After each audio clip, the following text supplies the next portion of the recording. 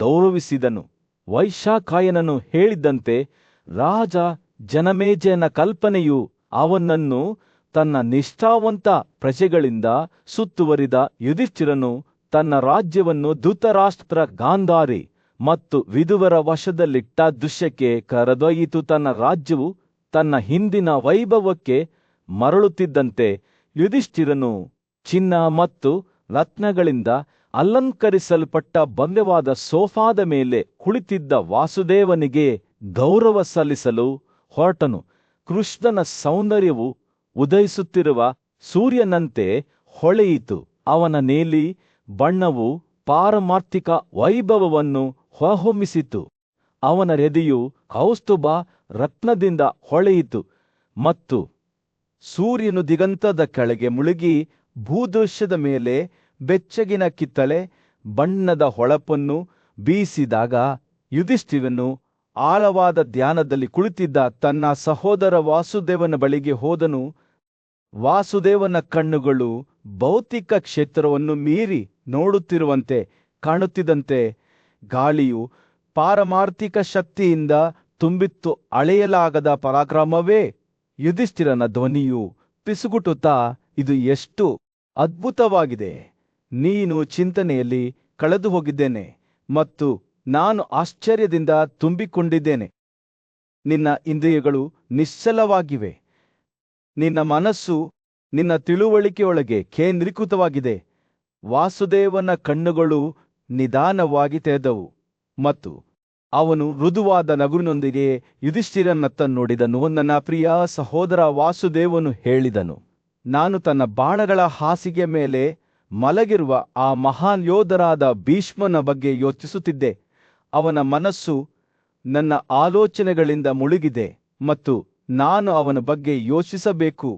ವಾಸುದೇವನ ಮಾತುಗಳು ಪೂಜ್ಯ ಭೀಷ್ಮನ ಬಗ್ಗೆ ಆಳವಾದ ಪ್ರೀತಿಯಿಂದ ಕೂಡಿವೆ. ಭೀಷ್ಮನು ದೇವತೆಗಳ ವಿರುದ್ಧವೂ ಯುದ್ಧಗಳನ್ನು ನಡೆಸಿದ್ದ ಮಹಾನ್ ಖ್ಯಾತಿಯ ನಾಯಕನಾಗಿದ್ದನು ಎಂದು ವಾಸುದೇವನು ವಿವರಿಸಿದಾಗ ಯುಧಿಷ್ಠಿರನು ಶ್ರದ್ಧೆಯಿಂದ ಆಲಿಸಿದನು.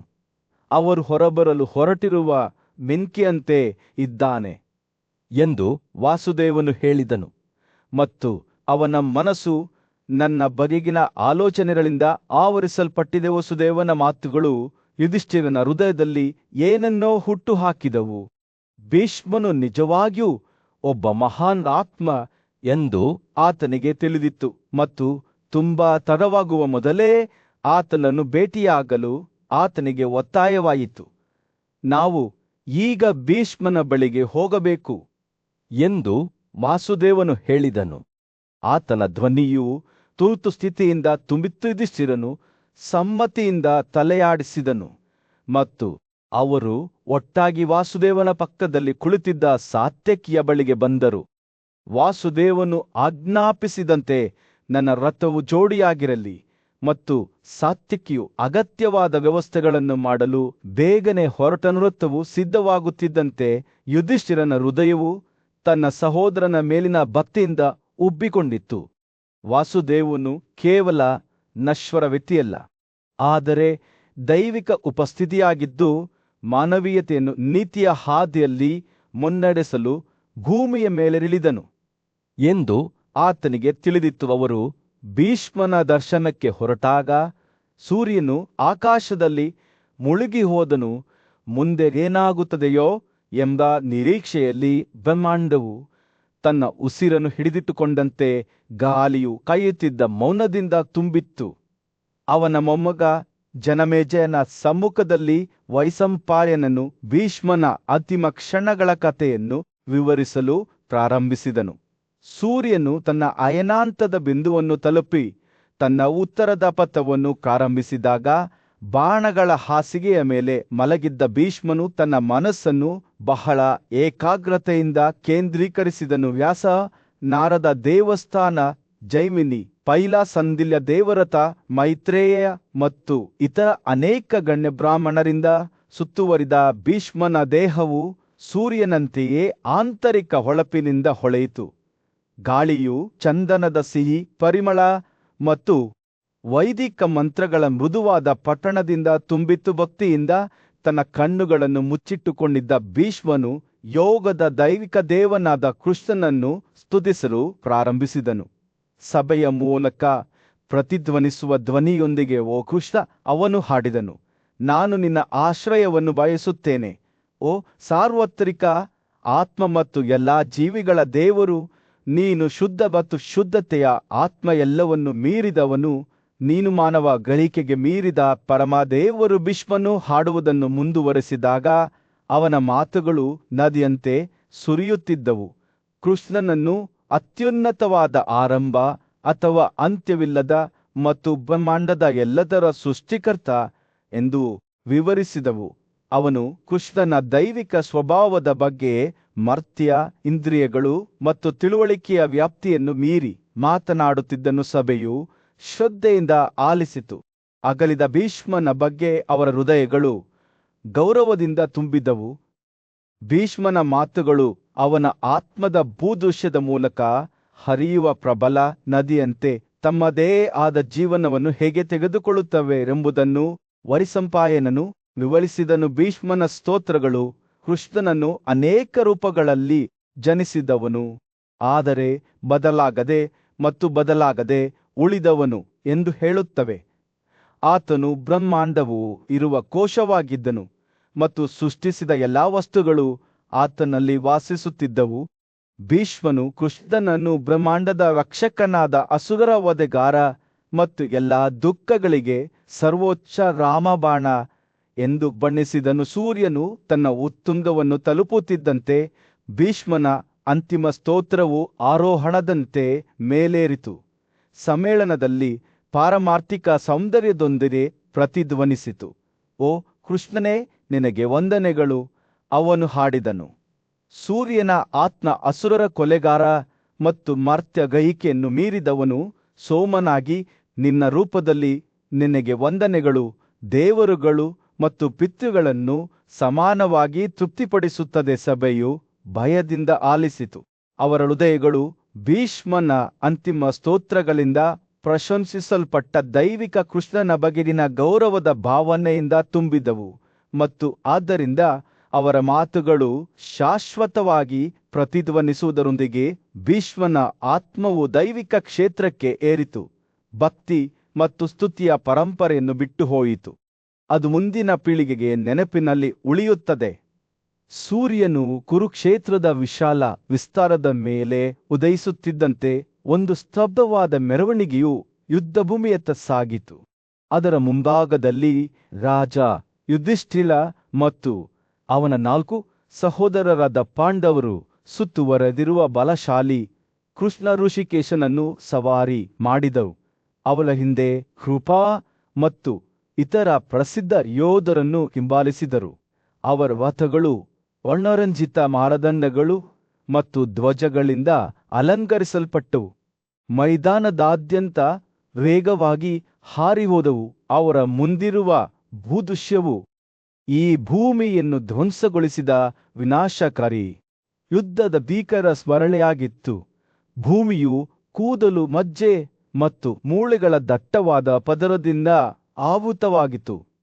ಈ ಮೈದಾನದಲ್ಲಿ ತಮ್ಮ ಪ್ರಾಣವನ್ನು ಅರ್ಪಿಸಿದ ಅಸಂಖ್ಯಾತ ಉನ್ನತ ಆತ್ಮದ ಕ್ಷತ್ರಿಯರ ಅವಶೇಷಗಳು, ಆನೆಗಳ ದೇಹಗಳು ಮತ್ತು ಮೂಳೆಗಳಿಂದ ಮಾಡಿದ ಎತ್ತರದ ಬೆಟ್ಟಗಳು ಮತ್ತು ಆಕಾಶದ ಕಡೆಗೆ ಚಾಚಿದ ಕುದುರೆಗಳು, ಮಾನವ ತಲೆಗಳು ಮತ್ತು ತಲೆಬುರುಡೆಗಳು ಎಸೆದ ಶಂಖ ಚಿಪ್ಪುಗಳಂತೆ ಚದುರಿ ಹೋಗಿದ್ದವು. ಅವು ಸಮೀಪಿಸುತ್ತಿದ್ದಂತೆ ಭಯಹುಟ್ಟಿಸುವ ನಿಶ್ಶಬ್ದತೆಯಿಂದ ಗಾಳಿ ದಟ್ಟವಾಗುತ್ತಾ ಹೋಯಿತು. ದೂರದ ಆತ್ಮಗಳ ಕೂಗುಗಳು ಮತ್ತು ರಾಕ್ಷಸರ ಕೋಲಾಹಲದಿಂದ ಮಾತ್ರ ಸ್ಥಿತಗೊಂಡಿತು. ಯುದ್ಧದ ಪ್ರಭಾವದಿಂದ ಭೂಮಿಯು ಇನ್ನೂ ತತ್ತರಿಸುತ್ತಿದೆ ಎಂಬಂತೆ ನೆಲವು ಸ್ವತಃ ಯಾತನೆಯಿಂದ ಕೂಡಿತ್ತು. ಸಾವಿರಾರು ಅಂತ್ಯಕ್ರಿಯೆಯ ಚಿತೆಗಳು ಕಾವಲುಗಾರರಂತೆ ನಿಂತಿದ್ದವು. ಅವರ ಜ್ವಾಲೆಗಳು ಬೆಳಗಿನ ಗಾಳಿಯಲ್ಲಿ ನೃತ್ಯ ಮಾಡುತ್ತಿದ್ದವು. ಆದರೆ ರಕ್ಷಾಕವಚ ಮತ್ತು ಶಸ್ತ್ರಾಸ್ತ್ರಗಳ ರಾಶಿಗಳು ಚದುರಿದವು. ಇದು ಯುದ್ಧದ ನಿರಂತರ ಉಗ್ರತೆಗೆ ಸಾಕ್ಷಿಯಾಗಿದೆ. ಅವರು ದಿಗಂತದಲ್ಲಿ ದೀಪಗಳಂತೆ ಹೊಳೆಯುತ್ತಿದ್ದ ರಾಮನ 5 ಸರೋವರಗಳ ಕಡೆಗೆ ಸವಾರಿ ಮಾಡುವಾಗ ಕೃಷ್ಣನು ಮೌನವನ್ನು ಮುರಿದನು.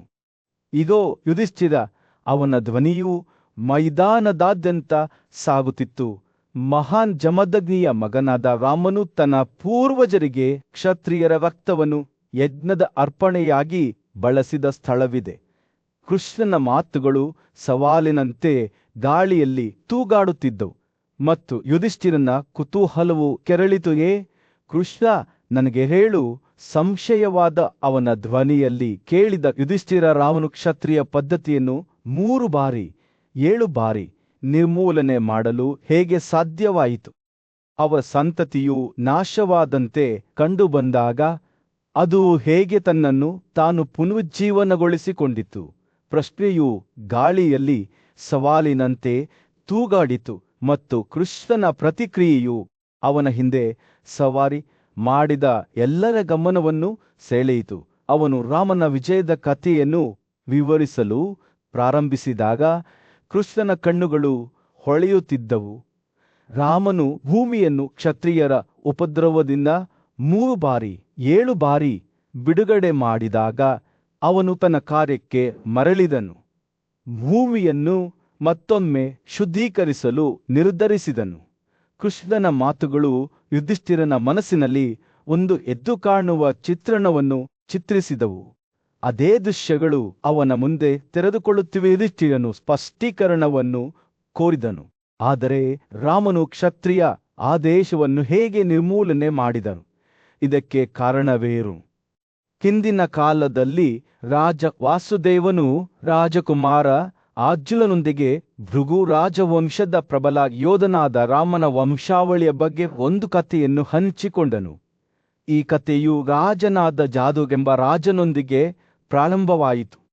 ಅವನಿಗೆ ರಾಜ ಎಂಬ ಮಗನಿದ್ದನು ಮತ್ತು ನಂತರ ವಲಕಸ್ವನು, ಅವರ ನಂತರ 1000 ಕಣ್ಣುಗಳ ದೇವರಾದ ಇಂದ್ರನನ್ನು ಹೋಲುವ ನೀತಿವಂತ ರಾಜನಾದ ಕುಸಿಕನು ಹುಟ್ಟಿದನು. ಕುಸಿಕನ ತಪಸ್ಸಿನ ಬಗೆಗಿನ ಭಕ್ತಿಯು ಎಷ್ಟು ದೊಡ್ಡದಾಯಿತು ಎಂದರೆ ಇಂದ್ರನೂ ಸಹ ಅವನ ಮುಂದೆ ಬಂದು ಅವನಿಗೆ ಮಗನನ್ನು ಆಶೀರ್ವದಿಸಿದನು. ಈ ಮಗನು ಗದಿ, ಅವನು ತನ್ನದೇ ಆದ ಬಲದಲ್ಲಿ ಪ್ರಬಲ ರಾಜನಾಗುತ್ತಾನೆ. ಗದಿಗೆ ಸತ್ಯವತಿ ಎಂಬ ಮರಳಿದ್ದಳು. ಅವನು ಭೃಗು ರಾಜವಂಶದ ಬುದ್ಧಿವಂತ ಕೃಷಿಯಾದ ರಿಚಿಕಾಗೆ ಮದುವೆ ಮಾಡಿಕೊಟ್ಟನು. ದೊಡ್ಡ ಬುದ್ಧಿವಂತಿಕೆ ಮತ್ತು ಶಾಂತಿಯ ಮಗುವನ್ನು ಹೊಂದಲು ಉತ್ಸುಕಳಾಗಿದ್ದ ರಿಚಿಕಾ ಬೆಂಕಿಯನ್ನು ಹೊತ್ತಿಸಿದ ನಂತರ ವೈದಿಕ ಮಂತ್ರಗಳೊಂದಿಗೆ ಪವಿತ್ರ ಆಹಾರವನ್ನು ತಯಾರಿಸಿದಳು. ಆದಾಗ್ಯೂ ಅದೃಷ್ಟದ ಅನಿರೀಕ್ಷಿತ ತಿರುವುಗಳಿಂದಾಗಿ ಸತ್ಯವತಿ ತನ್ನ ತಾಯಿಗೆ ಮೀಸಲಾದ ಭಾಗವನ್ನು ಸೇವಿಸಿದಳು. ಅದು ಕ್ಷತ್ರಿಯರ ಶಕ್ತಿಯನ್ನು ಹೊಂದಿತ್ತು. ಇದು ಸತ್ಯವತಿಗೆ ರಾಮನಾಗುವ ಮಗನಿಗೆ ಜನ್ಮ ನೀಡಲು ಕಾರಣವಾಯಿತು. ಕ್ಷತ್ರಿಯರ ನಿರ್ನಾಮಯನಾಯಿತು ಎಂಬುದನ್ನು ಅರಿತ ರಿಚಿಕಾ ತಾನು ನಿಜವಾಗಿ ಬ್ರಾಹ್ಮಣ ಮಗುವನ್ನು ಹೆರುವೆಲೆಂದು, ಆಕೆಯ ತಾಯಿ ಕ್ಷತ್ರಿಯ ಮಗನನ್ನು ಹೊಂದುವಳೆಂದು ಸತ್ಯವತಿಗೆ ವಿವರಿಸಿದಳು. ರಿಚಿಕನ ಮಾತುಗಳಿಗೆ ಸತ್ಯವತಿ ಸಂದೇಹವನ್ನು ಎದುರಿಸಿದಳು. ಆಕೆ ತನಗೆ ನೀತಿವಂತ ಮತ್ತು ಶಾಂತಿಗೆ ಬದ್ಧನಾದ ಮಗನನ್ನು ನೀಡುವಂತೆ ವಿನಂತಿಸಿದಳು. ರಿಚಿಕಾ ಅಂತಿಮವಾಗಿ ಶರಣಾದಳು ಮತ್ತು ಸತ್ಯವತಿಗೆ ಶಾಂತವಾದ ಅನ್ವೇಷಣೆಯ ಮಗನನ್ನು ನೀಡಲು ಒಪ್ಪಿಕೊಂಡಳು. ಈ ಮಗನು ಜಮದಗ್ನಿ ತಪಸ್ಸಿನ ಸಾಗರವಾಗುವ ಋಷಿಯಾಗಿದ್ದನು. ಜಗದಗ್ನಿಯ ಸ್ವಂತ ಮಗನಾದ ರಾಮನು ದೇವತೆಗಳನ್ನೂ ಸಹ ಸೋಲಿಸುವ ಶಕ್ತಿಯೊಂದಿಗೆ ಪ್ರಬಲ ಯೋಧನಾಗಿ ಬೆಳೆಯುತ್ತಾನೆ. ರಾಮನ ಕಥೆಯು 1000 ಶಸ್ತ್ರಸಜ್ಜಿತ ರಾಜ ಅರ್ಜುನನ ಕಥೆಯೊಂದಿಗೆ ಎಳೆದುಕೊಂಡಿತು. ಅರ್ಜುನನು ಒಮ್ಮೆ ದೇವತೆಯಾದ ಅಗ್ನಿಗೆ ಭಿಕ್ಷೆ ಹಾಕಿದ್ದನು. ನಂತರ ಅವನು ಹೆಚ್ಚಿನ ಅರ್ಪಣೆಗಳ ಅನ್ವೇಷಣೆಯಲ್ಲಿ ಹಳ್ಳಿಗಳು ಮತ್ತು ಪಟ್ಟಣಗಳನ್ನು ಸುಡಲು ಹೋಗಿದ್ದನು. ಈ ವಿನಾಶದಿಂದ ಕೋಪಗೊಂಡ ಅಪವವೆಂಬ ಋಷಿಯು ಅರ್ಜುನನನ್ನು ಶಪಿಸಿದನು. ರಾಮನು ಅವನ ಒಂದು ತೋಳನ್ನು ಕತ್ತರಿಸುತ್ತಾನೆ ಎಂದು ಹೇಳಿದನು. ಈ ಶಾಪದ ಹೊರತಾಗಿಯೂ ಜಮದಗ್ನಿಯ ಹೋಮ ಹಸುವಿನ ಕರುವನ್ನು ತನ್ನಿಂದ ಕದಿಯುವ ದಿನದವರೆಗೆ ಅರ್ಜುನನಿಗೆ ಇದರ ಬಗ್ಗೆ ಅರಿವಿರಲಿಲ್ಲ. ಜಮದಗ್ನಿ ಮತ್ತು ಅರ್ಜುನನ ನಡುವಿನ ವಿವಾದವು ಅಂತಿಮವಾಗಿ ರಾಮ ಮತ್ತು ಅರ್ಜುನನ ನಡುವೆ ಮುಖಾಮುಖಿಯಾಗಲು ಕಾರಣವಾಯಿತು. ಯುದ್ಧದ ಬಿಸಿಲಿನಲ್ಲಿ ರಾಮನು ಅರ್ಜುನನ ಒಂದು ತೋಳನ್ನು ಕಿತ್ತು ಹಾಕಿದನು. ಹೀಗೆ ಅಪವನ ಶಾಪವನ್ನು ಪೂರೈಸಿದನು. ವಾಸುದೇವನು ತನ್ನ ಸ್ವಂತ ಜೀವನದಲ್ಲಿ ದೊಡ್ಡ ಸವಾಲನ್ನು ಎದುರಿಸಲಿರುವ ರಾಜಕುಮಾರ ಅರ್ಜುನನೊಂದಿಗೆ ಅದನ್ನು ಹಂಚಿಕೊಂಡಾಗ ರಾಮ ಮತ್ತು ಅವನ ವಂಶಾವಳಿಯ ಕಥೆಯು ಪೂರ್ಣವಲಯಕ್ಕೆ ಬಂದಿತು. ಸೂರ್ಯನು ಪವಿತ್ರ ಭೂಮಿಯ ಮೇಲೆ ಮುಳುಗುತ್ತಿದ್ದನು. ಆ ಭೂಪ್ರದೇಶದ ಮೇಲೆ ಬೆಚ್ಚಗಿನ ಕಿತ್ತಳೆ ಬಣ್ಣದ ಹೊಳಪನ್ನು ಬೀರುತ್ತಿತ್ತು. ರಾಮನ ಪರಾಕ್ರಮಗಳ ಕಥೆಯನ್ನು ವೈಶಂಪಾಯನನು ವಿವರಿಸುತ್ತಿರುವುದನ್ನು ಕೇಳಿದ ಧರ್ಮಪುತ್ರ ರಾಜ ಯುಧಿಷ್ಠಿರನು ಭಯಭೀತರಾಗಿ ಕುಳಿತಿದ್ದನು. ರಾಮನ ಪರಾಕ್ರಮವನ್ನು ಸ್ವತಃ ಸಕ್ಕನ ಪರಾಕ್ರಮಕ್ಕೆ ಹೋಲಿಸಿದಾಗ ರಾಜನ ಕಣ್ಣುಗಳು ಆಶ್ಚರ್ಯದಿಂದ ವಿಶಾಲವಾದ ವೈಶಂಪಾಯನನು ತನ್ನ ಕಥೆಯನ್ನು ಮುಗಿಸಿದಾಗ ಯುಧಿಷ್ಠಿರನು ಶ್ರೀಕೃಷ್ಣನಾದ ಜನಾರ್ದನನ ಕಡೆಗೆ ತಿರುಗಿ, ಓ ವೃಷ್ಣಿ ಕುಲದವನೇ, ಉದಾತ್ತಾತ್ಮವುಳ್ಳ ರಾಮನ ಕಾರ್ಯಗಳು ಈ ಪ್ರಪಂಚದ ಶ್ರೇಷ್ಠತೆಗೆ ಸಾಕ್ಷಿಯಾಗಿವೆ. ಅವನ ಕೋಪವು ಭೂಮಿಯನ್ನು ಕ್ಷತ್ರಿಯರಿಂದ ಮುಕ್ತಗೊಳಿಸಿತು ಮತ್ತು ದೇವರುಗಳೂ ಸಹ ಅವನ ಸಾಧನೆಗಳ ಬಗ್ಗೆ ಹೆಮ್ಮೆ ಪಡುತ್ತಾರೆ ಎಂದು ಹೇಳಿದನು. ಯುಧಿಷ್ಠಿರನ ಮಾತುಗಳಿಂದ ಪ್ರಸನ್ನನಾದ ಕೃಷ್ಣನು ಮುಗುಳ್ನಕ್ಕೂ ಒಪ್ಪಿಕೊಂಡು ತಲೆಯಾಡಿಸಿದನು. ನಂತರ ಇಬ್ಬರು ಪ್ರಸಿದ್ಧ ವ್ಯಕ್ತಿಗಳು ಓಗವತಿ ನದಿಯ ದಡಕ್ಕೆ ತೆರಳಿದರು. ಅಲ್ಲಿ ಭೀಷ್ಮನು ತನ್ನ ಬಾಣಗಳ ಹಾಸಿಗೆಯ ಮೇಲೆ ಮಲಗಿದ್ದನು. ಅವರು ಸಮೀಪಿಸುತ್ತಿದ್ದಂತೆ ಕುರು ನಾಯಕನನ್ನು ಸ್ವತಃ ವ್ಯಾಸ ಸೇರಿದಂತೆ ಅನೇಕ ಸನ್ಯಾಸಿಗಳು ಸುತ್ತುವರೆದಿದ್ದನ್ನು ಅವರು ಅಣ್ಣರು. ಭೀಷ್ಮನ ಚುಚ್ಚಿದ ನೋಟವು ಕೃಷ್ಣ ಮತ್ತು ಯುಧಿಷ್ಠಿರರ ಹತ್ತಿರ ಬರುತ್ತಿದ್ದಂತೆ ಅವರನ್ನು ಭೇಟಿಯಾಯಿತು. ಅವರ ಕಣ್ಣುಗಳು ಆಳವಾದ ದುಃಖವನ್ನು ಹೊಂದಿದ್ದವು, ಆದರೆ ದೃಢನಿಶ್ಚಯದ ಸುಳಿವನ್ನು ಸಹ ಹೊಂದಿದ್ದವು. ಭೀಷ್ಮನ ಸ್ಥಿತಿಯನ್ನು ನೋಡಿದಾಗ ಕೃಷ್ಣನ ಅಭಿವ್ಯಕ್ತಿ ಮಂದವಾಯಿತು. ಆ ವೃದ್ಧ ಯೋಧನು ತನ್ನ ಪ್ರಯಾಣದ ಅಂತ್ಯದಲ್ಲಿದ್ದಾನೆಂದು ಆತನಿಗೆ ತಿಳಿದಿತ್ತು. ಕೈ ಜೋಡಿಸಿ ಕೃಷ್ಣನು ಭೀಷ್ಮನ ಬಳಿಗೆ ಬಂದು, ಓ ಪರಾಕ್ರಮಶಾಲಿ ಭೀಷ್ಮನ, ನಿನ್ನ ಗ್ರಹಿಕೆಗಳು ಇನ್ನೂ ಸ್ಪಷ್ಟವಾಗಿವೆಯೇ? ನಿನ್ನ ತಿಳುವಳಿಕೆಯು ಅಸ್ಪಷ್ಟವಾಗಿ ಉಳಿದಿದೆಯೇ ಎಂದು ಕೇಳಿದನು. ಭೀಷ್ಮನು ದುರ್ಬಲವಾಗಿ ತಲೆಯಾಡಿಸಿದನು. ಆದರೆ ಕೃಷ್ಣನು ಮುಂದುವರಿಸಿದನು, ನೀನು ಹೋಲಿಸಲಾಗದ ನಾಯಕನೆಂದು ನನಗೆ ತಿಳಿದಿದೆ. ನಿನ್ನ ಸದ್ಗುಣಗಳು ದೇವತೆಗಳನ್ನು ಮೀರಿಸಿವೆ. ನೀನು ನೀತಿಯ ಜೀವನವನ್ನು ನಡೆಸಿದ್ದೀಯಾ ಮತ್ತು ನಿನ್ನ ತಪಸ್ವಿ ಶಕ್ತಿಯು ಸಾಟಿಯಿಲ್ಲ. ಕೃಷ್ಣನ ಮಾತುಗಳನ್ನು ಕೇಳುವಾಗ ಭೀಷ್ಮನ ಕಣ್ಣುಗಳು ಕೃತಜ್ಞತೆಯಿಂದ ಹೊಳೆಯುತ್ತಿದ್ದವು. ಅವನು ತನ್ನ ತಲೆಯನ್ನು ಸ್ವಲ್ಪ ಮೇಲಕ್ಕೆತ್ತಿ ಕೈಗಳನ್ನು ಜೋಡಿಸಿ, ದೇವಕೃಷ್ಣನೇ, ನಿನಗೆ ವಂದನೆಗಳು. ನೀನು ಎಲ್ಲ ಲೋಕಗಳ ಮೂಲ ಮತ್ತು ವಿಸರ್ಜನೆ. ನೀನು ಸೃಷ್ಟಿಕರ್ತ ಮತ್ತು ವಿನಾಶಕ. ಓ ಹೃಷಿಕೇಶ, ನಾನು ನಿನಗೆ ನನ್ನ ಗೌರವವನ್ನು ಅರ್ಪಿಸುತ್ತೇನೆ ಎಂದು ಉತ್ತರಿಸಿದನು. ಭೀಷ್ಮನು ಮಾತನಾಡುತ್ತಿರುವಾಗ ಅವನ ಕಣ್ಣುಗಳು ಮರ್ತ್ಯ ರಾಜ್ಯವನ್ನು ಮೀರಿ ಕೃಷ್ಣನ ದೈವಿಕ ರೂಪವನ್ನು ನೋಡುತ್ತಿರುವಂತೆ ಕಾಣುತ್ತಿದ್ದವು. ತನ್ನ ಪ್ರಿಯ ಭಗವಂತನ ದಿವ್ಯ ರೂಪವನ್ನು ನೋಡುತ್ತಿರುವಾಗ ಆ ವೃದ್ಧ ಯೋಧನ ಮುಖವು ಆಶ್ಚರ್ಯ ಮತ್ತು ವಿಸ್ಮಯದಿಂದ ಬೆಳಗಿತು. ಕೃಷ್ಣನು ಮುಗುಳ್ನಕ್ಕು ಭೀಷ್ಮನ ಭಕ್ತಿಯಿಂದ ಸಂತೋಷಗೊಂಡು, ನನ್ನ ಬಗೆಗಿನ ನಿನ್ನ ಭಕ್ತಿಯು ತುಂಬಾ ದೊಡ್ಡದಾಗಿರುವ ಕಾರಣ ನಾನು ನನ್ನ ಆಕಾಶ ರೂಪವನ್ನು ನಿನಗೆ ತೋರಿಸಿದ್ದೇನೆ ಮನುಷ್ಯರ ನಡುವೆ. ಓ ಈ ದೃಶ್ಯವು ಈ ಕೊನೆಯ ಕ್ಷಣಗಳಲ್ಲಿ ನಿನಗೆ ಶಾಂತಿ ಮತ್ತು ಸಾಂತ್ವನವನ್ನು ತರಲಿ ಎಂದು ಹೇಳಿದನು. ಸೂರ್ಯನು ದಿಗಂತದ ಕೆಳಗೆ ಮುಳುಗಿ ಜಗತ್ತನ್ನು ಮೃದುವಾದ ಸಂಜೆಯ ಹೊಳಪಿನಲ್ಲಿ ಮುಳುಗಿಸಿದಾಗ ಕೃಷ್ಣ ಮತ್ತು ಭೀಷ್ಮ ಮೌನವಾಗಿ ಒಟ್ಟಿಗೆ ಕುಳಿತಿದ್ದರು. ಪವಿತ್ರ ನದಿ ಮತ್ತು ಒಟ್ಟುಗೂಡಿದ್ದ ಸನ್ಯಾಸಿಗಳಿಂದ ಸುತ್ತುವರಿದಿದ್ದರು. ಆ ಕ್ಷಣದಲ್ಲಿ ಸಮಯವು ನಿಶ್ಚಲವಾಗಿ ನಿಂತಂತೆ ತೋರುತ್ತಿತ್ತು. ಭಗವಾನ್ ಕೃಷ್ಣನ ಸಮ್ಮುಖದಲ್ಲಿ ಪರಾಕ್ರಮಶಾಲಿ ಮತ್ತು ಬುದ್ಧಿವಂತ ಯೋಧನಾದ ಭೀಷ್ಮನು ಗೌರವದಿಂದ ಮಾತನಾಡಿದನು. ಓ ಸರ್ವಲೋಕಗಳ ಒಡೆಯನೇ, ಅವನು ಪ್ರಾರಂಭಿಸಿದನು. ನೈತಿಕತೆ ಮತ್ತು ಲಾಭಗಳಿಂದ ತುಂಬಿದ ನಿನ್ನ ಮಾತುಗಳನ್ನು ಕೇಳಿ ನಾನು ಸಂತೋಷಗೊಂಡಿದ್ದೇನೆ. ಆದರೆ ನೀವು ಈಗಾಗಲೇ ಪ್ರತಿಯೊಂದು ಮಾತಿನ ವಿಷಯವನ್ನು ಆವರಿಸಿಕೊಂಡಾಗ ನಾನು ನಿಮ್ಮ ಸಮ್ಮುಖದಲ್ಲಿ ಯಾವ ಪದಗಳನ್ನು ಹೇಳಬಲ್ಲೆ? ಭೀಷ್ಮನ ಕಣ್ಣುಗಳು ಆಳವಾದ ಗೌರವದಿಂದ ಹೊಳೆಯುತ್ತಿದ್ದವು. ಅವರು ಮುಂದುವರಿಸುತ್ತಾ ಎರಡು ಲೋಕಗಳಲ್ಲಿ ಏನು ಮಾಡಲಾಗುತ್ತದೆಯೋ ಅಥವಾ ಮಾಡಬೇಕಾಗುತ್ತದೆಯೋ ಅದು ನಿನ್ನ ಬುದ್ಧಿವಂತ ಸ್ವಭಾವದಿಂದ ಬರುತ್ತದೆ.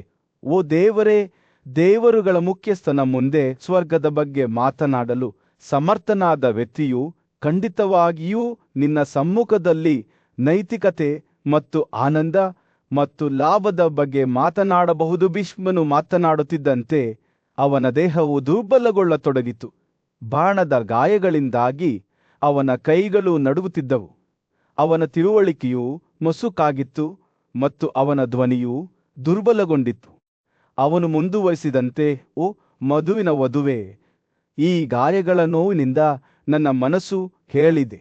ನನ್ನ ಶಕ್ತಿ ನನ್ನನ್ನು ತ್ಯಜಿಸುತ್ತಿದೆ. ನನ್ನ ಜೀವಕುಸಿರಾಟಗಳು ನನ್ನನ್ನು ತೊರೆಯಲು ಆತುರಪಡುತ್ತಿವೆ. ಮಾತಿನ ಗುರುವಾದ ಬೃಹಸ್ಪತಿಯೂ ಸಹ ನಿಮ್ಮ ಮುಂದೆ ಮಾತನಾಡಲು ಹಿಂಜರಿಯುತ್ತಾನೆ ಎಂದು ನಾನು ಹೆದರುತ್ತೇನೆ. ಕೃಷ್ಣನ ಸೌಮ್ಯವಾದ ನಗು ಗಾಳಿಯನ್ನು ಬೆಳಗಿಸುತ್ತಾ, ನೀನು ಹೇಳಿದ ಮಾತುಗಳು ಕುರು ವಂಶದ ಅಗ್ರಗಣ್ಯನಾದ ಭೀಷ್ಮನಿಗೆ ಯೋಗ್ಯವಾಗಿವೆ. ನಿನ್ನ ಶಕ್ತಿ ಮತ್ತು ತಾಳ್ಮೆ ಪ್ರಸಿದ್ಧವಾಗಿದೆ ಮತ್ತು ಪ್ರತಿಯೊಂದು ವಿಷಯದ ಬಗೆಗಿನ ನಿನ್ನ ತಿಳುವಳಿಕೆಯು ಸಾಟಿಯಿಲ್ಲದ್ದು ಎಂದು ಉತ್ತರಿಸಿದನು. ತನ್ನ ಕೈಯ ಅಲೆಯೊಂದಿಗೆ ಕೃಷ್ಣನು ಭೀಷ್ಮನಿಗೆ ಒಂದು ವರವನ್ನು ನೀಡಿದನು. ಗಂಧ, ಮಗನೇ, ದುಃಖದಿಗ್ಭ್ರಮೆ, ಸುಡುವಿಕೆ, ನೋವು, ಹಸಿವು ಮತ್ತು ಬಾಯಾರಿಕೆ ನಿನ್ನನ್ನು ಜಯಿಸುವುದಿಲ್ಲ. ನಿನ್ನ ಗ್ರಹಿಕೆಗಳು ಮತ್ತು ಸ್ಮರಣೆಯು ಅಸ್ಪಷ್ಟವಾಗಿ ಉಳಿಯುತ್ತವೆ ಮತ್ತು ನಿನ್ನ ತಿಳುವಳಿಕೆಯು ಎಂದಿಗೂ ವಿಫಲವಾಗುವುದಿಲ್ಲ. ಭಗವಂತನ ಮಾತುಗಳು ಜಾರಿಗೆ ಬರುತ್ತಿದ್ದಂತೆ ಭೀಷ್ಮನ ಶಕ್ತಿ ಮರಳಲು ಪ್ರಾರಂಭಿಸಿತು. ಅವನ ಮನಸ್ಸು ಮೋಡಗಳಿಂದ ಹೊರಹೊಮ್ಮಿದ ಚಂದ್ರನಂತೆ ಮಾಯವಾಯಿತು. ಕೃಷ್ಣನನ್ನು ನೋಡುವಾಗ ಅವನ ಕಣ್ಣುಗಳು ಕೃತಜ್ಞತೆಯಿಂದ ಹೊಳೆಯುತ್ತಿದ್ದವು. ಅವನ ಹೃದಯವು ಭಕ್ತಿಯಿಂದ ತುಂಬಿತ್ತು. ಆ ದೃಶ್ಯವು ಬದಲಾದಾಗ ವ್ಯಾಸರ ನೇತೃತ್ವದಲ್ಲಿ ಮಹಾನ್ ಋಷಿಗಳು ವೇದಗಳ ಸ್ತೋತ್ರಗಳೊಂದಿಗೆ ಕೃಷ್ಣನನ್ನು ಆರಾಧಿಸಿದರು. ಅವರ ಮೇಲೆ ಆಕಾಶದ ಹೂವುಗಳ ಮಳೆ ಸುರಿಯಿತು ಮತ್ತು ದಾಳಿಯು ಹೂ ಬಿಡುವ ಹೂವುಗಳ ಸಿಹಿ ಸುವಾಸನೆಯಿಂದ ತುಂಬಿತ್ತು. ವಾಸ್ತವದ ಬಟ್ಟೆಯು ಭಗವಾನ್ ಕೃಷ್ಣನ ದೈವಿಕ ಉಪಸ್ಥಿತಿಯ ಕಡೆಗೆ ಬಾಗಿದಂತೆ ತೋರುತ್ತಿತ್ತು. ಸೂರ್ಯನು ಮುಳುಗಲು ಪ್ರಾರಂಭಿಸಿದಾಗ ಭೂದೃಶ್ಯದ ಮೇಲೆ ಚಿನ್ನದ ಹೊಳಪನ್ನು ಬೀಸಿದ ಋಷಿಗಳು ತಮ್ಮ ಭಕ್ತಿಯಿಂದ ಎದ್ದು ನಿಂತರು. ಗೌರವದ ವಂದನೆಗಳೊಂದಿಗೆ ಅವರು ಕೃಷ್ಣ ಮತ್ತು ಭೀಷ್ಮನಿಗೆ ವಿದಾಯ ಹೇಳಿದರು. ಮರುದಿನ ಮರಳುವುದಾಗಿ ಭರವಸೆ ನೀಡಿದರು.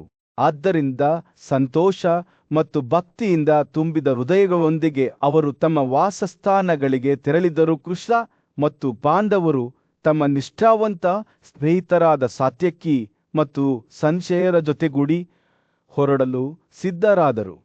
ಅವರು ತಮ್ಮ ರಥಗಳನ್ನು ಹತ್ತುವ ಮೊದಲು ಭೀಷ್ಮನನ್ನು ಗೌರವ ಸೂಚಕವಾಗಿ ಪ್ರದಕ್ಷಿಣೆ ಹಾಕುತ್ತಾ ನಮಸ್ಕರಿಸಿದರು. ಆಕಾಶದ ವಾದ್ಯಗಳ ಧ್ವನಿಯಿಂದ ಗಾಳಿಯು ತುಂಬಿತ್ತು. ದೇವರುಗಳೇ ದೈವಿಕತೆಯನ್ನು ಆಚರಿಸುತ್ತಿರುವಲ್ಲೇ. ರಾತ್ರಿ ಕಳೆದಂತೆ ಮಧುವಿನ ಹಂತಕನಾದ ಭಗವಾನ್ ಕೃಷ್ಣನು ತನ್ನ ಹಾಸಿಗೆಯಲ್ಲಿ ಮಲಗಿದ್ದನು. ಅವನ ಇಂದ್ರಿಯಗಳು ಶಾಂತವಾಗಿದ್ದವು. ಆದರೆ ಮುಂಜಾನೆಯ ಮೊದಲ ಬೆಳಕು ಆಕಾಶಕ್ಕೆರಿಳಿಯುತ್ತಿದ್ದಂತೆ ಅವನು ನಡುಗಿದನು ಮತ್ತು ಮೃದುವಾಗಿ ಚಾಚಿದನು. ತನ್ನ ಬೆಳಗಿನ ಚಿಂತನೆಯನ್ನು ಪ್ರಾರಂಭಿಸಲು ಕುಳಿತನು. ತನ್ನ ನೋಟವನ್ನು ಒಳಮುಖವಾಗಿ ಸ್ಥಿರಗೊಳಿಸಿ ಮುಂದಿನ ದಿನಕ್ಕೆ ಮಾರ್ಗದರ್ಶನವನ್ನು ಕೋರಿ ಶಾಶ್ವತ ಬ್ರಹ್ಮನನ್ನು ಧ್ಯಾನಿಸಿದನು. ಅವರು ಮೌನವಾಗಿ ಕುಳಿತಾಗ ಭಕ್ತಿಯ ಶಬ್ದಗಳು ಗಾಳಿಯನ್ನು ತುಂಬಲು ಪ್ರಾರಂಭಿಸಿದವು.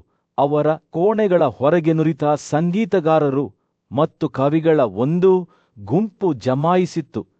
ಅವರ ಸಿಹಿ ಧ್ವನಿಗಳು ಎಲ್ಲಾ ಜೀವಿಗಳ ಒಡೆಯ ಮತ್ತು ಬ್ರಹ್ಮಾಂಡದ ಸೃಷ್ಟಿಕರ್ತನಾದ ವಾಸುದೇವನನ್ನು ಸ್ತುತಿಸುತ್ತಾ ಸ್ತೋತ್ರಗಳು ಮತ್ತು ಪುರಾಣಗಳನ್ನು ಜಪಿಸುತ್ತಿದ್ದವು. ಶಂಖದ ಚಿಪ್ಪುಗಳು, ಡ್ರಮ್ಗಳು ಮತ್ತು ಕೊಳಲುಗಳ ಕಂಪನಗಳು ಕೈಗಳ ಮೃದುವಾದ ಚಪ್ಪಾಳೆಯೊಂದಿಗೆ ಬೆರೆತು ಕೃಷ್ಣನ ಅರಮನೆಯ ಗೋಡೆಗಳನ್ನು ಎಚ್ಚರಗೊಳಿಸಿದಂತೆ ಸಿಂಫನಿ ರಚಿಸಿದವು. ಸಾಮರಸ್ಯದ ಈ ವಾತಾವರಣದಲ್ಲಿ ಪಾಂಡವರ ಬುದ್ಧಿವಂತ ಮತ್ತು ನ್ಯಾಯಯುತ ಆಡಳಿತಗಾರನಾದ ರಾಜ ಯುಧಿಷ್ಠಿರನು ಸಹ ತನ್ನ ದಿನಕ್ಕಾಗಿ ತಯಾರಿ ನಡೆಸುತ್ತಿದ್ದನು. ಅವನು ತನ್ನ ಕೋಣೆಗಳಲ್ಲಿ ನಿಂತನು. ಕೃಷ್ಣನ ನಿವಾಸದಿಂದ ಹರಿಯುವ ಭಕ್ತಿಯ ಸೌಮ್ಯ ಶಬ್ದಗಳಿಂದ ಸುತ್ತುವರಿದನು. ಅವನ ಕಣ್ಣುಗಳು ಮುಚ್ಚಿ ಅವನು ತನ್ನ ಕೈಗಳನ್ನು ಒಟ್ಟಿಗೆ ಜೋಡಿಸಿ ತನ್ನ ಗುಪ್ತ ಮಂತ್ರಗಳನ್ನು ಪಠಿಸಿದನು. ತನಗಾಗಿ ಮತ್ತು ತನ್ನ ರಾಜ್ಯಕ್ಕಾಗಿ ಆಶೀರ್ವಾದವನ್ನು ಕೋರಿದನು. ಅವನು ತನ್ನ ಪ್ರಾರ್ಥನೆಯನ್ನು ಮುಗಿಸಿದಾಗ ಯುಧಿಷ್ಠಿರನು ಮಹಾನ್ ಶಕ್ತಿ ಮತ್ತು ನಿಷ್ಠೆಯ ಶ್ರೇಷ್ಠ ಯೋಧನಾದ ಸಾತ್ಯಕಿಯ ಕಡೆಗೆ ತಿರುಗಿ ಕುರುವಿನ ಪವಿತ್ರ ಕ್ಷೇತ್ರದಲ್ಲಿ ಹಾಸಿಗೆ ಹಿಡಿದಿರುವ ಪರಾಕ್ರಮಶಾಲಿ ಯೋಧನಾದ ಭೀಷ್ಮನನ್ನು ಪರೀಕ್ಷಿಸಲು ಹೇಳಿದನು. ಹೋಗಿ ಸಿನಿಯ ವಂಶಸ್ಥರೇ, ಕೃಷ್ಣನು ಯುಧಿಷ್ಠಿರನ ಕೋಣೆಗಳಿಗೆ ಧಾವಿಸುವಾಗ ಅವನ ಮಾತುಗಳು ಸಾತ್ಯಕಿಯ ಮನಸ್ಸಿನಲ್ಲಿ ಪ್ರತಿಧ್ವನಿಸುತ್ತಿದ್ದವು. ಅಲ್ಲಿಗೆ ತಲುಪಿದ ನಂತರ ರಾಜನು ತನ್ನ ಸಹೋದರರಾದ ಅರ್ಜುನ ಮತ್ತು ಭೀಮ ಮತ್ತು ಅವನ ಅವಳಿ ಸೋದರ ಸಂಬಂಧಿಗಳಾದ ನಕುಲ ಮತ್ತು ಸಹದೇವರಿಂದ ಸುತ್ತುವರಿಯಲ್ಪಟ್ಟಿರುವುದನ್ನು ಸಾತ್ಯಕಿ ಕಂಡನು. ವಾಸುದೇವನ ಅತ್ಯುತ್ತಮ ರಥವು ಸಿದ್ಧವಾಗಿದೆ ಎಂದು ಸಾತ್ಯಕಿ ಘೋಷಿಸಿದಳು, ಏಕೆಂದರೆ ಜನಾರ್ದನನು ಶೀಘ್ರದಲ್ಲೇ ದಂದನ ಮಗನನ್ನು ಭೇಟಿಯಾಗಲು ಹೊರಟು ಹೋಗುತ್ತಾನೆ. ಯುಧಿಷ್ಠಿರನ ಕಣ್ಣುಗಳು ಆಳವಾದ ತಿಳುವಳಿಕೆಯಿಂದ ಹೊಳೆಯುತ್ತಿದ್ದವು. ನಾವು ಇಂದು ನಮ್ಮ ಸೈನಿಕರಿಲ್ಲದೆ ಏಕಾಂಗಿಯಾಗಿ ಹೋಗಬೇಕು. ಭೀಷ್ಮನ ಅನಗತ್ಯ ಉಪಸ್ಥಿತಿಯಿಂದ ತೊಂದರೆಗೊಳಗಾಗಬಾರದು. ಕಾವಲುಗಾರರು ಹಿಂದೆ ಉಳಿಯಲಿ ಎಂದು ರಾಜನು ಘೋಷಿಸಿದನು. ಧನಂಜಯ ಅರ್ಜುನನು ಶ್ರದ್ಧೆಯಿಂದ ಆಲಿಸಿದನು ಮತ್ತು ನಿರ್ಗಮನಕ್ಕೆ ತಮ್ಮ ರಥವನ್ನು ಸಿದ್ಧಪಡಿಸಲು ಆತುರಪಟ್ಟನು. ಅವರು ಕೃಷ್ಣನ ಅರಮನೆಯ ಕಡೆಗೆ ಹೊರಟಾಗ 5 ಪಾಂಡವರು ಯುಧಿಷ್ಠಿರ, ಭೀಮ, ಅರ್ಜುನ, ನಕುಲ ಮತ್ತು ಸಹದೇವ ಮೌನವಾಗಿ ಸವಾರಿ ಮಾಡಿದರು. ಅವರ ಮನಸ್ಸುಗಳು ಮುಂದಿನ ಕ್ಷಣದ ಮೇಲೆ ಕೇಂದ್ರೀಕೃತವಾಗಿದ್ದವು. ಗಾಳಿಯು ಪ್ರತಿ ಅಣುವಿನ ಮೂಲಕ ಪ್ರತಿಧ್ವನಿಸುವ ನಿರೀಕ್ಷೆಯಿಂದ ತುಂಬಿತ್ತು. ಮಧ್ಯೆ ಕೃಷ್ಣನು ತನ್ನ ಕೋಣೆಗಳಿಂದ ಹೊರಬಂದನು. ಅವನೊಂದಿಗೆ ಸಿನಿಯ ಮೊಮ್ಮಗ ಸಾತ್ಯಕಿ. ಅವನು ತನ್ನ ಭವ್ಯವಾದ ರಥವನ್ನು ಹತ್ತಿದನು.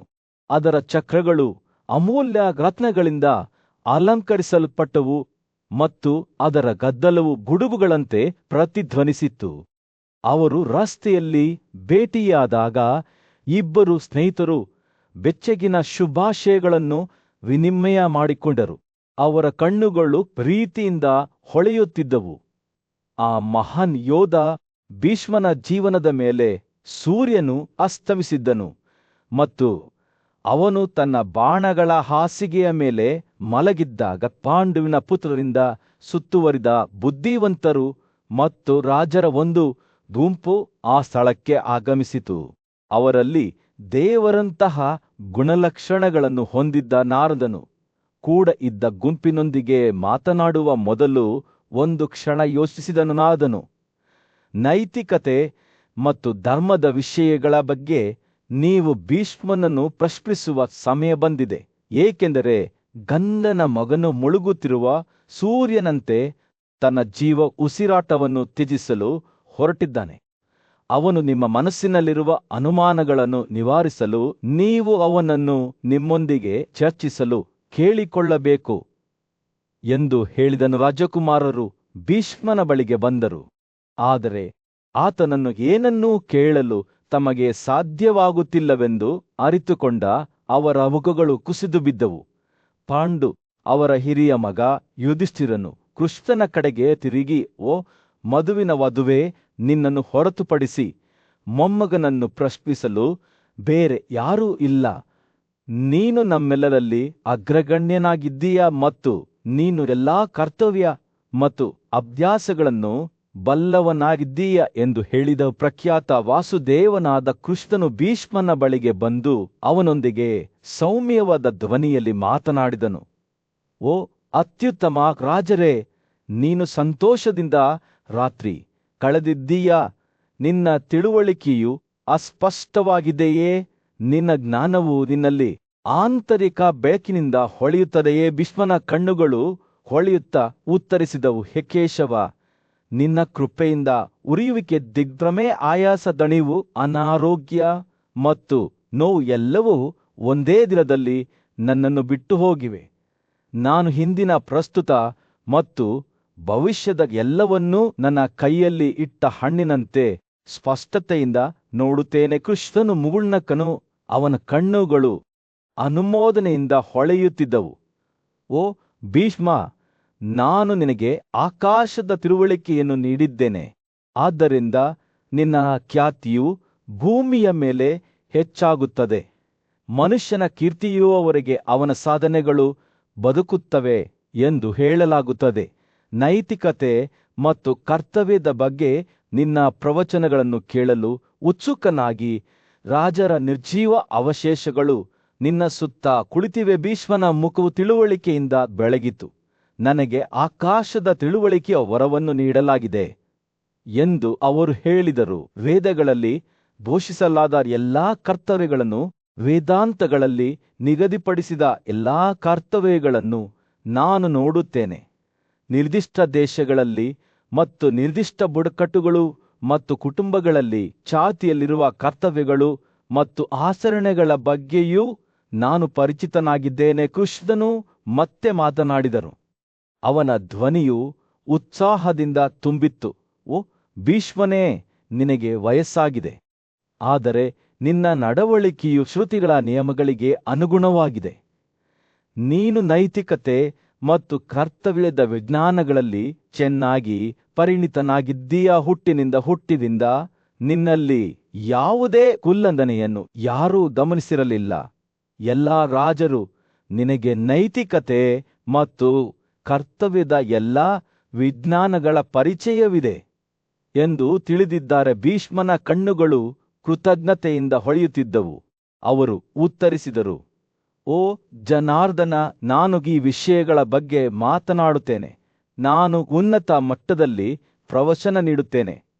ಕುರುಕ್ಷೇತ್ರದ ವಿಶಾಲವಾದ ಪ್ರದೇಶದಲ್ಲಿ ಒಂದು ಗಂಭೀರವಾದ ಸಭೆ ಪ್ರಾರಂಭವಾಯಿತು. ಗಂಗಾ ನದಿಯ ಶ್ರೇಷ್ಠ ಪುತ್ರ ಮತ್ತು ಮಹಾನ್ ಯೋಧನಾದ ಭೀಷ್ಮನು ಎತ್ತರವಾಗಿ ನಿಂತನು. ಅವನ ಕಣ್ಣುಗಳು ಆಂತರಿಕ ಬೆಳಕಿನಿಂದ ಹೊಳೆಯುತ್ತಿದ್ದವು. ಅವನು ಒಟ್ಟುಗೂಡಿದ ರಾಜರ ಕರ್ತವ್ಯ ಮತ್ತು ನೈತಿಕತೆಯ ಮಾರ್ಗವನ್ನು ಬೆಳಗಿಸುವ ಪ್ರವಚನವನ್ನು ಪ್ರಾರಂಭಿಸಲು ಹೊರಟಿದ್ದನು. ಅವನು ಮಾತನಾಡಲು ಪ್ರಾರಂಭಿಸಿದಾಗ ಗಾಳಿಯು ನಿರೀಕ್ಷೆಯಿಂದ ತುಂಬಿತ್ತು. ಅವನ ಮಾತುಗಳು ಸೌಮ್ಯವಾದ ಗಾಳಿಯಂತೆ ಇದ್ದವು. ಅದು ಕೇಳುವ ಎಲ್ಲರ ಆತ್ಮಗಳನ್ನು ಶಾಂತಗೊಳಿಸಿತು. ನಾನು ಕರ್ತವ್ಯದ ಬಗ್ಗೆ ಮಾತನಾಡುತ್ತೇನೆ ಎಂದು ಭೀಷ್ಮನು ಹೇಳಿದನು. ಅವನ ಧ್ವನಿಯು ವಿಶ್ವಾಸದಿಂದ ಪ್ರತಿಧ್ವನಿಸಿತು. ಓ ಗೋವಿಂದ, ನಿನ್ನ ಕೃಪೆಯಿಂದ ನನ್ನ ಮಾತು ಮತ್ತು ಮನಸ್ಸು ಸ್ಥಿರವಾಗಿವೆ, ಏಕೆಂದರೆ ನೀನು ಎಲ್ಲರ ಶಾಶ್ವತ ಆತ್ಮ. ಅವನು ವಿರಾಮಗೊಳಿಸಿದರು. ನಂತರ ನೀತಿವಂತ ರಾಜ ಯುಧಿಷ್ಠಿರನ ಕಡೆಗೆ ತಿರುಗಿ ನೇರವಾಗಿ ಅವನನ್ನು ಉದ್ದೇಶಿಸಿ ಮಾತನಾಡಿದನು. ನೀತಿವಂತನಾದ ಯುಧಿಷ್ಠಿರನು ನೈತಿಕತೆ ಮತ್ತು ಕರ್ತವ್ಯದ ಬಗ್ಗೆ ನನ್ನನ್ನು ಪ್ರಶ್ನಿಸಲಿ ಎಂದು ಭೀಷ್ಮನು ಹೇಳಿದನು. ಆಗ ನಾನು ತುಂಬಾ ಸಂತೋಷವಾಗಿರುತ್ತೇನೆ ಮತ್ತು ಎಲ್ಲಾ ಕರ್ತವ್ಯಗಳ ಬಗ್ಗೆ ಮಾತನಾಡುತ್ತೇನೆ. ಅವನ ಮಾತುಗಳು ಸೌಮ್ಯವಾದ ಆಹ್ವಾನವಾಗಿದ್ದವು. ಅವನ ಹೃದಯದಲ್ಲಿರುವ ಬುದ್ಧಿವಂತಿಕೆಯ ಕ್ಷೇತ್ರಕ್ಕೆ ತೆರೆದ ಬಾಗಿಲು. ಅವನು ಯುಧಿಷ್ಠಿರನ ಬಗ್ಗೆ ಗೌರವದಿಂದ ಮಾತನಾಡಿದನು. ರಾಜನ ಸದ್ಗುಣಗಳನ್ನು ಅಂಗೀಕರಿಸಿದನು. ಅವನ ಬುದ್ಧಿವಂತಿಕೆಗೆ ಆತ್ಮಸಂಯಮ, ಬ್ರಹ್ಮಚರ್ಯ, ಕ್ಷಮೆ, ನೀತಿ, ಮಾನಸಿಕ ಶಕ್ತಿ ಮತ್ತು ಶಕ್ತಿ. ಅವನು ಮುಂದುವರಿಸುತ್ತಾ, ಯುಧಿಷ್ಠಿರನು ಸದ್ಗುಣದ ಪ್ರತಿರೂಪ. ತನ್ನ ಸಂಬಂಧಿಕರು ಮತ್ತು ಅತಿಥಿಗಳು, ಸೇವಕರು ಮತ್ತು ತನ್ನ ಮೇಲೆ ಅವಲಂಬಿತರಾದ ಇತರರನ್ನು ಗೌರವಿಸಿದವನು ಎಂದು ಭೀಷ್ಮನು ವಿವರಿಸಿದನು. ಅವನು ರಾಜನ ಸತ್ಯತೆ, ದಾನ, ತಪಸ್ಸು, ಶೌರ್ಯ, ಶಾಂತಿ, ಬುದ್ಧಿವಂತಿಕೆ ಮತ್ತು ನಿರ್ಭಯತೆಯನ್ನು ಸಾರಿಸಿದನು. ಆನಂದ ಅಥವಾ ಲಾಭದ ಬಯಕೆಯಿಂದ ಅಥವಾ ಭಯದಿಂದ ಪ್ರಭಾವಿತನಾಗಿ ಪಾಪವನ್ನು ಎಂದಿಗೂ ಮಾಡದ ಪಾಂಡುವಿನ ನೀತಿವಂತ ಆತ್ಮದ ಮಗನು ನನಗೆ ಪ್ರಶ್ನೆಗಳನ್ನು ಹಾಕಲಿ ಎಂದು ಭೀಷ್ಮನು ಹೇಳಿದನು. ಅವನ ಧ್ವನಿಯು ಮೆಚ್ಚುಗೆಯಿಂದ ತುಂಬಿತ್ತು. ನನಗೆ ಪ್ರಶ್ನೆಗಳನ್ನು ಹಾಕಿತು, ಆದರೆ ನಂತರ ಸಭೆಯ ಮೇಲೆ ಒಂದು ನೆರಳು ಬಿತ್ತು. ಕೃಷ್ಣನ ಅವತಾರವಾದ ವಾಸುದೇವನು ಸೌಮ್ಯ ಮತ್ತು ದುಃಖದ ಎರಡೂ ರೀತಿಯ ಧ್ವನಿಯಲ್ಲಿ ಮಾತನಾಡುತ್ತಿದ್ದನು. ಭೀಷ್ಮನನ್ನು ನೇರವಾಗಿ ಸಂಬೋಧಿಸುತ್ತಾ ರಾಜ ಯುಧಿಷ್ಠಿರನು, ನಿನ್ನ ಶಾಪದ ಬಗ್ಗೆ ಬಹಳ ನಾಚಿಕೆ ಮತ್ತು ಭಯದಿಂದ ಹೊರಬಂದು ನಿನ್ನನ್ನು ಸಮೀಪಿಸಲು ಧೈರ್ಯ ಮಾಡುವುದಿಲ್ಲ ಎಂದು ಹೇಳಿದನು. ವಾಸುದೇವನ ಮಾತುಗಳು ಪಿಸುಗುಟ್ಟಿದ ರಹಸ್ಯದಂತೆ ಇದ್ದವು. ಇದು ಯುಧಿಷ್ಠಿರನ ಪಶ್ಚಾತ್ತಾಪದ ಆಳವನ್ನು ಬಹಿರಂಗಪಡಿಸಿತು. ಭೀಷ್ಮನು ವಾಸುದೇವನ ಮಾತುಗಳನ್ನು ಗಮನದಿಂದ ಆಲಿಸಿದನು. ಅವನ ಸ್ವಂತ ಕ್ರಿಯೆಗಳು ಈ ಕ್ಷಣಕ್ಕೆ ಕಾರಣವಾದ ಘಟನೆಗಳ ಸರಣಿಯನ್ನು ಪ್ರಾರಂಭಿಸಿವೆ ಎಂದು ಅವನಿಗೆ ತಿಳಿದಿತ್ತು. ಬ್ರಾಹ್ಮಣರ ಕರ್ತವ್ಯವು ದಾನ, ಅಧ್ಯಯನ ಮತ್ತು ತಪಸ್ಸನ್ನು ಒಳಗೊಂಡಿರುವುದರಿಂದ ಅವನು ಹೇಳಿದರು. ಅವನ ಧ್ವನಿಯು ಮತ್ತೊಮ್ಮೆ ಸ್ಥಿರವಾಗಿದೆ. ಆದ್ದರಿಂದ ಕ್ಷತ್ರಿಯರ ಕರ್ತವ್ಯವೆಂದರೆ ಅವರ ದೇಹಗಳನ್ನು ಯುದ್ಧದಲ್ಲಿ ತ್ಯಜಿಸುವುದು. ಓ ಕೃಷ್ಣ, ಅವನು ದೃಢನಿಶ್ಚಯದಿಂದ ಮಾತನಾಡುತ್ತಾ ಕ್ಷತ್ರಿಯರ ಮುಂದೆ ಇರುವ ಕರ್ತವ್ಯಗಳನ್ನು ವಿವರಿಸಿದನು. ಸದ್ಗುಣದ ಶಾಶ್ವತ ಅಡೆತಡೆಗಳನ್ನು ನಿರ್ಲಕ್ಷಿಸಿದವರನ್ನು ಕೊಲ್ಲುವುದು ಮತ್ತು ಯುದ್ಧದಲ್ಲಿ ಭೂಮಿಯನ್ನು ರಕ್ತದ ಸರೋವರವನ್ನಾಗಿ ಮಾಡುವುದು ಅಂದಹಾರೆ. ಬುದ್ಧಿವಂತರು ಮತ್ತು ಯೋಧರ ಗುಂಪಿನ ಮೇಲೆ ಸೂರ್ಯ ಮುಳುಗುತ್ತಿದ್ದಾಗ ಆ ದೃಶ್ಯದ ಮೇಲೆ ಬೆಚ್ಚಗಿನ ಕಿತ್ತಳೆ ಬಣ್ಣದ ಹೊಳಪನ್ನು ಬೀರುತ್ತಿತ್ತು. ಪಾಂಡವ ಸಹೋದರರಲ್ಲಿ ಹಿರಿಯನಾದ ಯುಧಿಷ್ಠಿರನು ತನ್ನ ಅಜ್ಜ ಮತ್ತು ಪೂಜ್ಯ ಗುರುವಾದ ಭೀಷ್ಮನ ಮುಂದೆ ನಿಂತನು. ಯುಧಿಷ್ಠಿರನು ಬಹಳ ಗೌರವದಿಂದ ಶ್ರೀಕೃಷ್ಣನಾದ ಋಷಿಕೇಶನಿಗೆ ತಲೆಬಾರಿದನು ಮತ್ತು ಪ್ರಾರಂಭಿಸಲು ಅನುಮತಿ ಕೋರಿ ಭೀಷ್ಮನನ್ನು ವಂದಿಸಿದನು. ಅಜ್ಜಿ, ನಾನು ಯಾವಾಗಲೂ ರಾಜರ ಕರ್ತವ್ಯಗಳ ಬಗ್ಗೆ ಆಕರ್ಷಿತನಾಗಿದ್ದೇನೆ. ಅವರು ಕರ್ತವ್ಯದ ಅತ್ಯುನ್ನತ ವಿಜ್ಞಾನ, ನೈತಿಕತೆ ಮತ್ತು ನೀತಿಯ ಅಡಿಪಾಯ ಎಂದು ಹೇಳಲಾಗುತ್ತದೆ. ಈ ಕರ್ತವ್ಯಗಳ ಬಗ್ಗೆ ನಾನು ನಿಮ್ಮಿಂದ ಕಲಿಯಲು ಬಯಸುತ್ತೇನೆ, ಏಕೆಂದರೆ ಅವು ರಾಜನ ಯಶಸ್ಸು ಮತ್ತು ಸಂತೋಷಕ್ಕೆ ಪ್ರಮುಖವಾಗಿವೆ ಎಂದು ಯುಧಿಷ್ಠಿರನು ಗೌರವದಿಂದ ತುಂಬಿದ ಧ್ವನಿಯಲ್ಲಿ ಹೇಳಿದನು. ಭೀಷ್ಮನ ಕಣ್ಣುಗಳು ಬುದ್ಧಿವಂತಿಕೆಯಿಂದ ಮಿನುಗುತ್ತಿದ್ದವು. ಅಯ್ಯೋ ಯುಧಿಷ್ಠಿರ, ಅವನು ಪ್ರಾರಂಭಿಸಿದ ರಾಜತ್ವದ ಕರ್ತವ್ಯಗಳ ವಿಜ್ಞಾನವು ನಿಜಕ್ಕೂ ಪವಿತ್ರವಾದ ನಂಬಿಕೆಯಾಗಿದೆ. ಒಬ್ಬ ರಾಜನು ಮೊದಲು ನಮ್ರತೆಯನ್ನು ಬೆಳೆಸಿಕೊಳ್ಳಬೇಕು ಮತ್ತು ದೇವರುಗಳು ಮತ್ತು ಬ್ರಾಹ್ಮಣರಿಗೆ ಗೌರವದಿಂದ ಕಾಯಬೇಕು. ಅವರನ್ನು ಪೂಜಿಸುವ ಮೂಲಕ ಅವರು ಕರ್ತವ್ಯ ಮತ್ತು ನೈತಿಕತೆಯ ಮೇಲಿನ ತನ್ನ ಸಾಲವನ್ನು ತೀರಿಸುತ್ತಾನೆ. ತನ್ನ ಪ್ರಜೆಗಳ ಗೌರವವನ್ನು ಗಳಿಸುತ್ತಾನೆ. ರಾಜನ ಯಶಸ್ಸಿಗೆ ಪರಿಶ್ರಮ ಅತ್ಯಗತ್ಯ. ಅದು ಇಲ್ಲದೆ ಕೇವಲ ಹಣೆಬರಹವು ರಾಜರು ಪಾಲಿಸಬೇಕಾದ ಉದ್ದೇಶಗಳನ್ನು ಸಾಧಿಸಲು ಸಾಧ್ಯವಿಲ್ಲ. ಹಣೆಬರಹವು ಕುದುರೆಯ ಮೇಲಿನ ಹಿಡಿತ ಅಥವಾ ಆನೆಯ ಮೇಲಿನ ಕೊಂಡಿಯಂತೆ.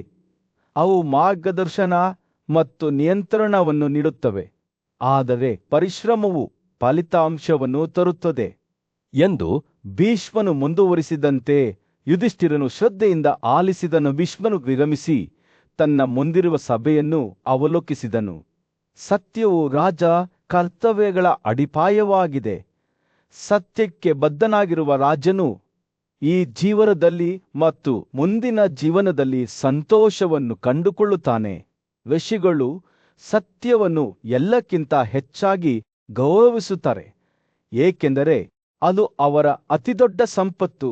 ಅದೇ ರೀತಿ ರಾಜನ ಪ್ರತಿಯೊಂದು ಸಾಧನೆ ಮತ್ತು ಉತ್ತಮ ನಡವಳಿಕೆಯನ್ನು ಹೊಂದಿರುವುದು ತನ್ನ ಜನರಲ್ಲಿ ವಿಶ್ವಾಸವನ್ನು ಪ್ರೇರೇಪಿಸುತ್ತದೆ. ಭೀಷ್ಮನು ಮಾತನಾಡುತ್ತಿದ್ದಾಗ ಯುಧಿಷ್ಠಿರನ ಕಣ್ಣುಗಳು ತಿಳುವಳಿಕೆಯಿಂದ ಹೊಳೆಯುತ್ತಿದ್ದವು. ಅವನು ಪ್ರಶ್ನೆಗಳನ್ನು ಕೇಳಿದನು. ರಾಜ ಕರ್ತವ್ಯಗಳ ಜಟಿಲತೆಗಳ ಬಗ್ಗೆ ಸ್ಪಷ್ಟೀಕರಣವನ್ನು ಕೇಳಿದನು. ಭೀಷ್ಮನು ತನ್ನ ಅಪಾರ ಜ್ಞಾನವನ್ನು ಹಂಚಿಕೊಳ್ಳುತ್ತಾ ತಾಳ್ಮೆಯಿಂದ ಉತ್ತರಿಸಿದನು. ರಾಜನು ತನ್ನ ದೌರ್ಬಲ್ಯಗಳನ್ನು ಮತ್ತು ತನ್ನ ವೈರಿಗಳ ದೌರ್ಬಲ್ಯಗಳನ್ನು ಗಮನಿಸಬೇಕು ಎಂದು ಭೀಷ್ಮನು ಹೇಳಿದನು. ಅವನು ತನ್ನ ಸ್ವಂತ ಸಲಹೆಯನ್ನು ಇಟ್ಟುಕೊಳ್ಳಬೇಕು ಮತ್ತು ನೇರವಾದ ನಡವಳಿಕೆಯನ್ನು ಅನುಸರಿಸಬೇಕು. ಅವನು ತುಂಬಾ ಸೌಮ್ಯವಾದರೆ ಅವನ ಪ್ರಜೆಗಳು ಅವನನ್ನು ನಿರ್ಲಕ್ಷಿಸುತ್ತಾರೆ. ಅವನು ತುಂಬಾ ಉಗ್ರನಾಗಿದ್ದರೆ ಅವರು ತೊಂದರೆಗೊಳಗಾಗುತ್ತಾರೆ. ಭೀಷ್ಮನ ಮಾತುಗಳು ಬೇಸಿಗೆಯ ದಿನದಂದು ಸೌಮ್ಯವಾದ ಗಾಳಿಯಂತೆ ಗಾಳಿಯಲ್ಲಿ ತೂಗಾಡುತ್ತಿದ್ದವು. ಯುಧಿಷ್ಠಿರನು ರಾಜತ್ವದ ಕರ್ತವ್ಯಗಳ ಎಲ್ಲಾ ವಿವರಗಳನ್ನು ಗಮನವಿಟ್ಟು ಆಲಿಸುತ್ತಿದ್ದರು. ಭೀಷ್ಮನ ಧ್ವನಿಯು ಭಕ್ತಿಯಿಂದ ತುಂಬಿತ್ತು. ಬ್ರಾಹ್ಮಣರು ಭೂಮಿಯ ಮೇಲಿನ ಜೀವಿಗಳಲ್ಲಿ ಅಗ್ರಗಣ್ಯರು ಎಂದನು. ಅವರನ್ನು ಎಂದಿಗೂ ರಾಜನು ಶಿಕ್ಷಿಸಬಾರದು, ಬದಲಿಗೆ ಅವರನ್ನು ರಕ್ಷಿಸಬೇಕು ಮತ್ತು ಗೌರವಿಸಬೇಕು. ಬುದ್ಧಿವಂತ ರಾಜನು ತನ್ನ ಪ್ರಜೆಗಳಾದ ಬ್ರಾಹ್ಮಣರು, ಕ್ಷತ್ರಿಯರು, ವೈಶ್ಯರು ಮತ್ತು ಶೂದ್ರರ 4 ಆದೇಶಗಳ ಬಗ್ಗೆ ಯಾವಾಗಲೂ ಸಹಾನುಭೂತಿ ತೋರಿಸುತ್ತಾನೆ. ಸೂರ್ಯನು ಕೆಳಗೆ ಮುಳುಗಿದ ದೊಡ್ಡ ಸಭೆಯ ಮಧ್ಯದಲ್ಲಿ ಭೀಷ್ಮನು ಎತ್ತರವಾಗಿ ನಿಂತನು. ಅವನ ಕಣ್ಣುಗಳು ರಾಜ ಯುಧಿಷ್ಠಿರನ ಮೇಲೆ ಗಾಢವಾಗಿ ನಿಂತವು. ಒಬ್ಬ ರಾಜ ಬೇಸಿಗೆಯ ದಿನದಂದು ಸೌಮ್ಯವಾದ ಗಾಳಿಯಂತೆ ಅವನ ಧ್ವನಿಯು ತನ್ನ ಜನರನ್ನು ರಕ್ಷಿಸುವ ಮತ್ತು ಸೇವೆ ಮಾಡುವ ತನ್ನ ಕರ್ತವ್ಯದಲ್ಲಿ ಎಂದಿಗೂ ತಪ್ಪಿಸಿಕೊಳ್ಳದೆ ಯಾವಾಗಲೂ ಕ್ರಮಕ್ಕೆ ಸಿದ್ಧವಾಗಿರಬೇಕು. ಅವನು ತನ್ನ ಮುಂದೆ ನೆರೆದಿದ್ದವರ ಮುಖಗಳನ್ನು ಅವಲೋಕಿಸುತ್ತಾ ವಿರಾಮಗೊಳಿಸಿದನು. ಪೂಜ್ಯ ಋಷಿಯಾದ ಉಸನನು ಈ ಸತ್ಯವನ್ನು ನೇರವಾಗಿ ಮಾತನಾಡುವ ಒಂದು ಶ್ಲೋಕವನ್ನು ಬರೆದಿದ್ದಾನೆ. ಭೀಷ್ಮ ಮುಂದುವರಿಸಿದ, ಓ ರಾಜನೇ, ನಾನು ಅದನ್ನು ಪಠಿಸುವಾಗ ಎಚ್ಚರಿಕೆಯಿಂದ ಕೇಳು. ಕಿಲಿಗಳನ್ನು ನುಂಬುವ ಹಾವಿನಂತೆ ಭೂಮಿಯು 2 ಜೀವಿಗಳನ್ನು ನುಂಬುತ್ತದೆ. ಯುದ್ಧವನ್ನು ವಿರೋಧಿಸುವ ರಾಜ ಮತ್ತು ಪತಿಯರು ಮತ್ತು ಮಕ್ಕಳೊಂದಿಗೆ ಅತಿಯಾದ ಸಂಬಂಧ ಹೊಂದಿರುವ ಬ್ರಾಹ್ಮಣ, ಅವನ ಮಾತುಗಳು ಸವಾಲಿನಂತೆ ಗಾಳಿಯಲ್ಲಿ ತೂಗಾಡುತ್ತಿದ್ದವು. ಭೀಷ್ಮನ ನೋಟವು ಯುಧಿಷ್ಠಿರನ ಮುಖದ ಮೇಲೆ ಬಡಿಯಿತು. ಓ ರಾಜರಲ್ಲಿರುವ ಹುಲಿಯೇ, ನೀವು ಇದನ್ನು ನೆನಪಿನಲ್ಲಿಟ್ಟುಕೊಳ್ಳಬೇಕು ಎಂದು ಆತ ಒತ್ತಾಯಿಸಿದನು. ನಿಮಗೆ ಹಾನಿ ಮಾಡುವವರೊಂದಿಗೆ ಶಾಂತಿ ಮಾಡಿಕೊಳ್ಳಿ ಮತ್ತು ನಿಮ್ಮ ರಾಜ್ಯಕ್ಕೆ ಅಪಾಯವನ್ನುಂಟು ಮಾಡುವವರ ವಿರುದ್ಧ ಹೋರಾಡಿ. ಅವರು ನಿಮ್ಮ ಜನರೊಂದಿಗೆ ದ್ವೇಷದಿಂದ ವರ್ತಿಸಿದರೆ ನಿಮಗೆ ಹತ್ತಿರವಿರುವವರನ್ನು ಸಹ ಕೊಲ್ಲಲು ಹಿಂಜರಿಯಬೇಡಿ. ಭೀಷ್ಮನು ಮಾತನಾಡುತ್ತಿದ್ದಂತೆ ಅವನ ಮಾತುಗಳು ಪೂಜ್ಯ ಋಷಿಗಳು ಮತ್ತು ರಾಜರ ಬೋಧನೆಗಳ ಮೇಲೆ ಆಧಾರಿತವಾದ ಪ್ರಾಚೀನ ಬುದ್ಧಿವಂತಿಕೆಯ ಭಾವಚಿತ್ರವನ್ನು ಹೆಳೆದವು. ಅವನು ಬೃಹಸ್ಪತಿಯ ಸ್ವಂತ ಭಾವನೆಗಳನ್ನು ಪ್ರತಿಧ್ವನಿಸುವ ಶ್ಲೋಕವನ್ನು ಹಾಡಿದ ರಾಜಮಾರುತನ ಕಥೆಯನ್ನು ನೆನಪಿಸಿಕೊಂಡನು. ರಾಜನು ಯಮನಂತೆ ನ್ಯಾಯವನ್ನು ನಿರ್ವಹಿಸಬೇಕು, ಕುಬೇರನಂತೆ ಸಂಪತ್ತನ್ನು ಸಂಗ್ರಹಿಸಬೇಕು ಮತ್ತು ತನ್ನ ಸ್ವಂತ ಸ್ವಾಧೀನಗಳು ಮತ್ತು ನಷ್ಟಗಳ ಅರ್ಹತೆಗಳು ಮತ್ತು ದೋಷಗಳನ್ನು ಗಮನಿಸಬೇಕು. ಭೀಷ್ಮನ ನಿರೂಪಣೆಯು ಈ ತತ್ವಗಳಿಗೆ ಅನುಗುಣವಾಗಿ ಬದುಕಿದ್ದ ರಾಜರ ಎದ್ದು ಕಾಣುವ ಭಾವಚಿತ್ರಗಳನ್ನು ಚಿತ್ರಿಸುತ್ತಾ ಹಳಿಯಿತು. ಅವನು ತನ್ನ ಕ್ರೂರ ಮಾರ್ಗಗಳಿಗಾಗಿ ತನ್ನ ಸ್ವಂತ ಮಗ ಅಸಾಂಜನನ್ನು ಗಡೀಪಾರು ಮಾಡಿದ ರಾಜ ಸಾಗರನ ಬಗ್ಗೆ ಹೇಳಿದನು. ತನ್ನ ಕಪಟ ಸ್ವಭಾವಕ್ಕಾಗಿ ತನ್ನ ನೆಚ್ಚಿನ ಮಗ ಶ್ವೇತಕೇತುವನ್ನು ತ್ಯಜಿಸಿದ ಋಷಿ ಉದ್ದಲಕನ ಬಗ್ಗೆ ಹೇಳಿದನು. ಅಹಿಂಸೆ ಮತ್ತು ಸಹಾನುಭೂತಿ ರಾಜರ ಶಾಶ್ವತ ಕರ್ತವ್ಯಗಳು. ಅವರು ಯಾವಾಗಲೂ ತಮ್ಮ ಜನರಿಗೆ ಪ್ರಯೋಜನವಾಗಲು ಪ್ರಯತ್ನಿಸಬೇಕು. ಇತರರಿಗೆ ಸೇರಿದದ್ದನ್ನು ಎಂದಿಗೂ ಅಪೇಕ್ಷಿಸಬಾರದು.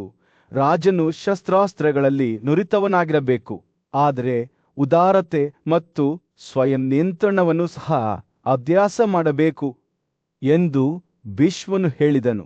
ಅವನು ಮಾತನಾಡುವಾಗ ಭೀಷ್ಮನ ಮಾತುಗಳು ತಮ್ಮದೇ ಆದ ಜೀವನವನ್ನು ತೆರೆದುಕೊಳ್ಳುವಂತೆ ತೋರುತ್ತಿದ್ದವು. ಬುದ್ಧಿವಂತಿಕೆ ಮತ್ತು ಸಹಾನುಭೂತಿಯಿಂದ ಆಳ್ವಿಕೆ ನಡೆಸಿದ ನ್ಯಾಯಯುತ ಆಡಳಿತಗಾರನ ಚಿತ್ರಣಗಳನ್ನು ತೋರಿಸುತ್ತಿದ್ದವು. ಅಂತಹ ರಾಜನು ಎಂದಿಗೂ ಸಮೃದ್ಧಿಯಿಂದ ದೂರವಾಗುವುದಿಲ್ಲ. ಅವನ ಜನರು ತಮ್ಮ ಯಜಮಾನನ ಮನೆಯಲ್ಲಿ ಮಕ್ಕಳಂತೆ ನಿರ್ಭೀತರಾಗಿ ಬದುಕುತ್ತಾರೆ ಎಂದು ಅವನು ಹೇಳಿದನು. ಸಭೆಯು ಭೀಷ್ಮನ ಕಥೆಯನ್ನು ಆಲಿಸಿತು, ಅದರಲ್ಲಿ ಪ್ರವೇಶಿಸಿತು. ಪ್ರಜೆಗಳು ಪರಸ್ಪರ ಶಾಂತಿ ಮತ್ತು ಸಾಮರಸ್ಯದಿಂದ ವಾಸಿಸುವ ನೀತಿಯು ಅತ್ಯುನ್ನತವಾದ ರಾಜ್ಯದ ದರ್ಶನವನ್ನು ಅವರು ತಮ್ಮ ಮುಂದೆ ನೋಡಿದರು. ಮತ್ತು ಅಂತಿಮವಾಗಿ ಭೀಷ್ಮನು ಮೌನವಾದಾಗ ಅವನ ಮಾತುಗಳು ಆಶೀರ್ವಾದದಂತೆ ಗಾಳಿಯಲ್ಲಿ ತೂಗಾಡುತ್ತಿದ್ದವು. ಅವನ ಮಾತನ್ನು ಕೇಳಿದವರೆಲ್ಲರೂ ಅವನು ಹಂಚಿಕೊಂಡ ಕಾಲಾತೀತ ಬುದ್ಧಿವಂತಿಕೆಯ ಬಗ್ಗೆ ಯೋಚಿಸುವಂತೆ ಮಾಡಿತು. ಗಣ್ಯ ಋಷಿಗಳು ಮತ್ತು ಬ್ರಾಹ್ಮಣರ ಗುಂಪಿನ ನಡುವೆ ಭೀಷ್ಮನು ಎತ್ತರವಾಗಿ ನಿಂತರು. ಅವನ ಮಾತುಗಳು ಬುದ್ಧಿವಂತಿಕೆಯಿಂದ ತೊಟ್ಟಿಕ್ಕಿದವು. ವಿಷಯದ ಲಕ್ಷಣವೋ ಯುಧಿಷ್ಠಿರ, ಅವನು ಪ್ರಾರಂಭಿಸಿದನು. ರಾಜಕರ್ತವ್ಯಗಳ ಸಾರವೇ ಆಗಿದೆ. ಅವನು ಮುಂದುವರಿಸುತ್ತಾ, ಅವನ ಕಣ್ಣುಗಳು ಹೊಳೆಯುತ್ತಿದ್ದವು. ದೈವಿಕ ಬೃಹಸ್ಪತಿಯು ಈ ಕರ್ತವ್ಯದಷ್ಟು ಬೇರೆ ಯಾವುದೇ ಕರ್ತವ್ಯವನ್ನು ಸಾರಿಸುವುದಿಲ್ಲ. ಭೀಷ್ಮನು ಮಾತನಾಡುತ್ತಿದ್ದಂತೆ ಆತನ ಮಾತುಗಳು ಪ್ರಾಚೀನ ಬುದ್ಧಿವಂತಿಕೆಯ ಭಾವಚಿತ್ರವನ್ನು ನೇಯ್ದವು. ರಾಜರ ಕರ್ತವ್ಯಗಳ ಬಗ್ಗೆ ಗ್ರಂಥಗಳನ್ನು ರಚಿಸಿದ ಪೂಜ್ಯ ಋಷಿಗಳಾದ ಇಂದ್ರ, ಮನು, ದೈವಿಕ ಭಾರದ್ವಾಜ ಮತ್ತು ಧೋರಶಿರರನ್ನು ಆತ ಉಲ್ಲೇಖಿಸಿದನು. ಅವರೆಲ್ಲರೂ ಎಲ್ಲಕ್ಕಿಂತ ಹೆಚ್ಚಾಗಿ ರಕ್ಷಣೆಯ ಕರ್ತವ್ಯವನ್ನು ಹೊಗಳಿದರು. ಯುಧಿಷ್ಠಿರನ ಕಣ್ಣುಗಳು ಕಮಲದ ಎಲೆಗಳಂತಾಗಿದ್ದವು ಮತ್ತು ತಾಮ್ರದ ಬಣ್ಣದಲ್ಲಿದ್ದವು. ಭೀಷ್ಮನ ರಕ್ಷಣೆಯನ್ನು ಭದ್ರಪಡಿಸುವ ವಿಧಾನಗಳನ್ನು ವಿವರಿಸುವಾಗ ಶ್ರದ್ಧೆಯಿಂದ ಆಲಿಸಿದರು. ಗೂಢಚಾರರು ಮತ್ತು ಸೇವಕರನ್ನು ನೇಮಿಸಿ ಅಹಂಕಾರವಿಲ್ಲದೆ ಅವರಿಗೆ ನ್ಯಾಯಯುತವಾದ ವಾಕ್ಯಗಳನ್ನು ನೀಡಿ ಭೀಷ್ಮನು ಸೂಚನೆ ನೀಡಿದನು. ತೆರಿಗೆಗಳನ್ನು ಜಾಗರೂಕತೆಯಿಂದ ಅರಿತುಕೊಳ್ಳಿ. ಎಂದಿಗೂ ವಿಚಿತ್ರವಾಗಿ ಅಥವಾ ಕಾರಣವಿಲ್ಲದೆ ಏನನ್ನೂ ತೆಗೆದುಕೊಳ್ಳಬೇಡಿ. ಅವರು ಆಡಳಿತಾತ್ಮಕ ಕಾರ್ಯಗಳಿಗೆ ಪ್ರಾಮಾಣಿಕ ವ್ಯಕ್ತಿಗಳನ್ನು ಆಯ್ಕೆ ಮಾಡುವ ಮಹತ್ವವನ್ನು ಒತ್ತಿ ಹೇಳಿದರು. ಜೊತೆಗೆ ವ್ಯವಹಾರದಲ್ಲಿ ಶೌರ್ಯ, ಕೌಶಲ್ಯ ಮತ್ತು ಬುದ್ಧಿವಂತಿಕೆ, ಜನರ ಒಳ್ಳೆಯರನ್ನು ಹುಡುಕುವುದರ ಜೊತೆಗೆ ಸತ್ಯ ಯುಧಿಷ್ಠಿರನಿಗೆ ಹೇಳಲಾಯಿತು. ಭೀಷ್ಮನ ಮಾತುಗಳು ತನ್ನ ಪ್ರಜೆಗಳ ಅಗತ್ಯಗಳ ಬಗ್ಗೆ ಸದಾ ಜಾಗರೂಕರಾಗಿರಬೇಕಾದ ರಾಜನ ಸ್ಪಷ್ಟ ಚಿತ್ರಣವನ್ನು ಚಿತ್ರಿಸಿದವು. ಆತನು ನ್ಯಾಯಯುತ ಅಥವಾ ಅನ್ಯಾಯದ ವಿಧಾನಗಳಿಂದ ಶತ್ರುಗಳ ನಡುವೆ ವೈಷಮ್ಯವನ್ನು ಸೃಷ್ಟಿಸುವ, ಹಳೆಯ ಕಟ್ಟಡಗಳನ್ನು ದುರಸ್ತಿ ಮಾಡುವ ಮತ್ತು ಸಂದರ್ಭವನ್ನು ಅನುಸರಿಸುವ ಮೂಲಕ ದೈಹಿಕ ಶಿಕ್ಷೆಗಳನ್ನು ಮತ್ತು ದಂಡಗಳನ್ನು ವಿಧಿಸುವ ಬಗ್ಗೆ ಮಾತನಾಡಿದರು. ರಾಜನು ಎಂದಿಗೂ ಪ್ರಾಮಾಣಿಕತೆಯನ್ನು ತ್ಯಜಿಸಬಾರದು. ಗೌರವಾನ್ವಿತ ಜನ್ಮದ ವ್ಯಕ್ತಿಗಳಿಗೆ ಉದ್ಯೋಗ ಮತ್ತು ರಕ್ಷಣೆಯನ್ನು ನೀಡಬೇಕು ಎಂದು ಹೇಳಿದನು. ಭೀಷ್ಮನು ರಾಜರ ಕರ್ತವ್ಯಗಳ ಕುರಿತಾದ ತನ್ನ ಪ್ರವಚನವನ್ನು ಮುಕ್ತಾಯಗೊಳಿಸಿದಾಗ ವೈಶಂಪಾಯನನು ಕಥೆಯನ್ನು ಮುಂದುವರಿಸಿದನು. ಪ್ರಖ್ಯಾತ ವ್ಯಾಸ ದೇವಸ್ಥಾನ, ಅಶ್ವವಾಸುದೇವ, ಕೃಪಾ, ಸತ್ಯಕಿ ಮತ್ತು ಸಂಶಯ ಎಂದು ಹೇಳಿದ ಆತ ಸಂತೋಷದಿಂದ ತುಂಬಿದ ಮತ್ತು ಪೂರ್ಣವಾಗಿ ಉಬ್ಬಿದ ಹೂವುಗಳನ್ನು ಹೋಲುವ ಮುಖಗಳು ಅತ್ಯುತ್ತಮ ಅತ್ಯುತ್ತಮ ಎಂದು ಕೂಗಿದರು ಮತ್ತು ಮನುಷ್ಯರಲ್ಲಿ ಆ ಹುಲಿಯನ್ನು ಸ್ತುತಿಸಿದನು. ಭೀಷ್ಮಾದಾಗ್ಯೂ ದುಃಖದಿಂದ ಭಾರವಾದ ತನ್ನ ಹೃದಯದೊಂದಿಗೆ ಯುಧಿಷ್ಠಿರನು ಪಕ್ಕದಲ್ಲಿ ನಿಂತನು. ಅವನು ಸೌಮ್ಯವಾಗಿ ಭೀಷ್ಮನ ಪಾದಗಳನ್ನು ಮುಟ್ಟಿದನು ಮತ್ತು, ಓ ಅಜ್ಜಿ, ನನಗೆ ಯಾವ ವಿಷಯಗಳ ಬಗ್ಗೆ ಅನುಮಾನವಿದೆ ಎಂದು ನಾನು ನಾಳೆ ವಿಚಾರಿಸುತ್ತೇನೆ ಎಂದು ಹೇಳಿದನು. ಹರ್ಷಚಿತ್ತದಿಂದ ಉದಯ ಮತ್ತು ಕಣ್ಣೀರಿನಿಂದ ಸ್ನಾನ ಮಾಡಿದ ಕಣ್ಣುಗಳೊಂದಿಗೆ ಅವನು ಸಭಿಕರನ್ನು ವಿದಾಯ ಹೇಳಿದನು. ಸೂರ್ಯನು ದಿಗಂತದ ಕೆಳಗೆ ಮುಳುಗಿದಾಗ ಯುಧಿಷ್ಠಿರನು ಕೇಶವ, ಕೃಪಾ ಮತ್ತು ಇತರರೊಂದಿಗೆ ಬ್ರಾಹ್ಮಣರಿಗೆ ನಮಸ್ಕರಿಸಿದನು ಮತ್ತು ಮಹಾನದಿಯ ಮಗನನ್ನು ಪ್ರದಕ್ಷಿಣೆ ಹಾಕಿದನು. ಅವರು ಸಂತೋಷದಿಂದ ತಮ್ಮ ಕಾರುಗಳನ್ನು ಹತ್ತಿದರು ಮತ್ತು ದೃಶ್ಯದ್ವತಿಯ ಪ್ರವಾಹದಲ್ಲಿ ಸ್ನಾನ ಮಾಡಿದರು, ಶುಭ ಕಾರ್ಯಗಳನ್ನು ಮಾಡಿದರು ಮತ್ತು ತಮ್ಮ ಪೂರ್ವಜರಿಗೆ ಅರ್ಪಣೆಗಳನ್ನು ಅರ್ಪಿಸಿದರು. ಕುರು ಮೈದಾನದ ವಿಶಾಲವಾದ ಪ್ರದೇಶದ ಮೇಲೆ ಸೂರ್ಯನ ಉದಯವಾಗದೆ ಆ ದೃಶ್ಯದ ಮೇಲೆ ಚಿನ್ನದ ಹೊಳಪನ್ನು ಬೀರುತ್ತಿತ್ತು. ಪಾಂಡವರು ಮತ್ತು ಯಾದವರು ತಮ್ಮ ಬೆಳಗಿನ ವಿಧಿಗಳನ್ನು ಪೂರ್ಣಗೊಳಿಸಿದ ನಂತರ ತಮ್ಮ ಡೇರೆಗಳಿಂದ ಹೊರಬಂದರು. ಅವರ ಮುಖಗಳು ದೃಢನಿಶ್ಚಯದಿಂದ ಕೂಡಿದ್ದವು. ಅವರು ಸೂಕ್ಷ್ಮವಾದ ಕೆತ್ತನೆಗಳು ಮತ್ತು ಮಿನುಗುವ ರಕ್ಷಾಕವಚಗಳಿಂದ ಅಲಂಕರಿಸಲ್ಪಟ್ಟ ಚಿಕ್ಕ ನಗರಗಳನ್ನು ಹೋಲುವ ತಮ್ಮ ರಥಗಳ ಮೇಲೆ ಹತ್ತಿದರು. ಅವರು ಭೀಷ್ಮನು ಮಲಗಿದ್ದ ಸ್ಥಳವನ್ನು ಸಮೀಪಿಸುತ್ತಿದ್ದಂತೆ ಆತನ ಚುಚ್ಚುವ ನೋಟವು ಅವರನ್ನು ಭೇಟಿಯಾಯಿತು. ಆ ಮಹಾನ್ ಯೋಧನ ಕಣ್ಣುಗಳು ಆಳವಾದ ಬುದ್ಧಿವಂತಿಕೆಯಿಂದ ಹೊಳೆಯುತ್ತಿದ್ದವು.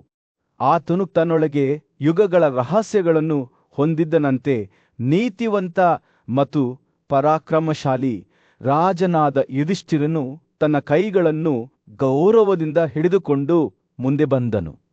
ಓ ಭೀಷ್ಮನೇ, ಭಯದಿಂದ ತುಂಬಿದ ಆತನ ಧ್ವನಿಯಲ್ಲಿ, ನಾವು ನಮಸ್ಕರಿಸಲು ಬಂದಿದ್ದೇವೆ. ನೀನು ಆ ರಾತ್ರಿಯನ್ನು ಹೇಗೆ ಕಳೆದಿದ್ದೀ? ಭೀಷ್ಮನ ಕಣ್ಣುಗಳು ವಿನೋದದಿಂದ ಮಿನುಗುತ್ತಿದ್ದವು. ನನ್ನ ರಾಜಕುಮಾರರೇ, ನಾನು ಶಾಂತಿಯಿಂದ ಮಲಗಿದ್ದೇನೆ ಎಂದು ಉತ್ತರಿಸಿದನು. ಆದರೆ ನೀವು ಕೇವಲ ನನ್ನ ಯೋಗಕ್ಷೇಮವನ್ನು ವಿಚಾರಿಸಲು ಬಂದಿಲ್ಲ ಎಂದು ನಾನು ಭಾವಿಸುತ್ತೇನೆ. ನೀವು ಜ್ಞಾನ, ಬುದ್ಧಿವಂತಿಕೆ ಮತ್ತು ಮಾರ್ಗದರ್ಶನವನ್ನು ಬಯಸುತ್ತೀರಿ. ಯುಧಿಷ್ಠಿರನು ಗೌರವಪೂರ್ವಕವಾಗಿ ತನ್ನ ತಲೆಯನ್ನು ಬಾಗಿಸಿದನು. ಖಂಡಿತವಾಗಿಯೂ ಭೀಷ್ಮನನೇ, ಅವರು ಹೇಳಿದನು. ದೀರ್ಘಕಾಲದಿಂದ ನಮ್ಮನ್ನು ಗೊಂದಲಕ್ಕೀಡು ಮಾಡಿದ ವಿಷಯದ ಬಗ್ಗೆ ನಾವು ನಿನ್ನ ಸಲಹೆಯನ್ನು ಕೋರುತ್ತೇವೆ.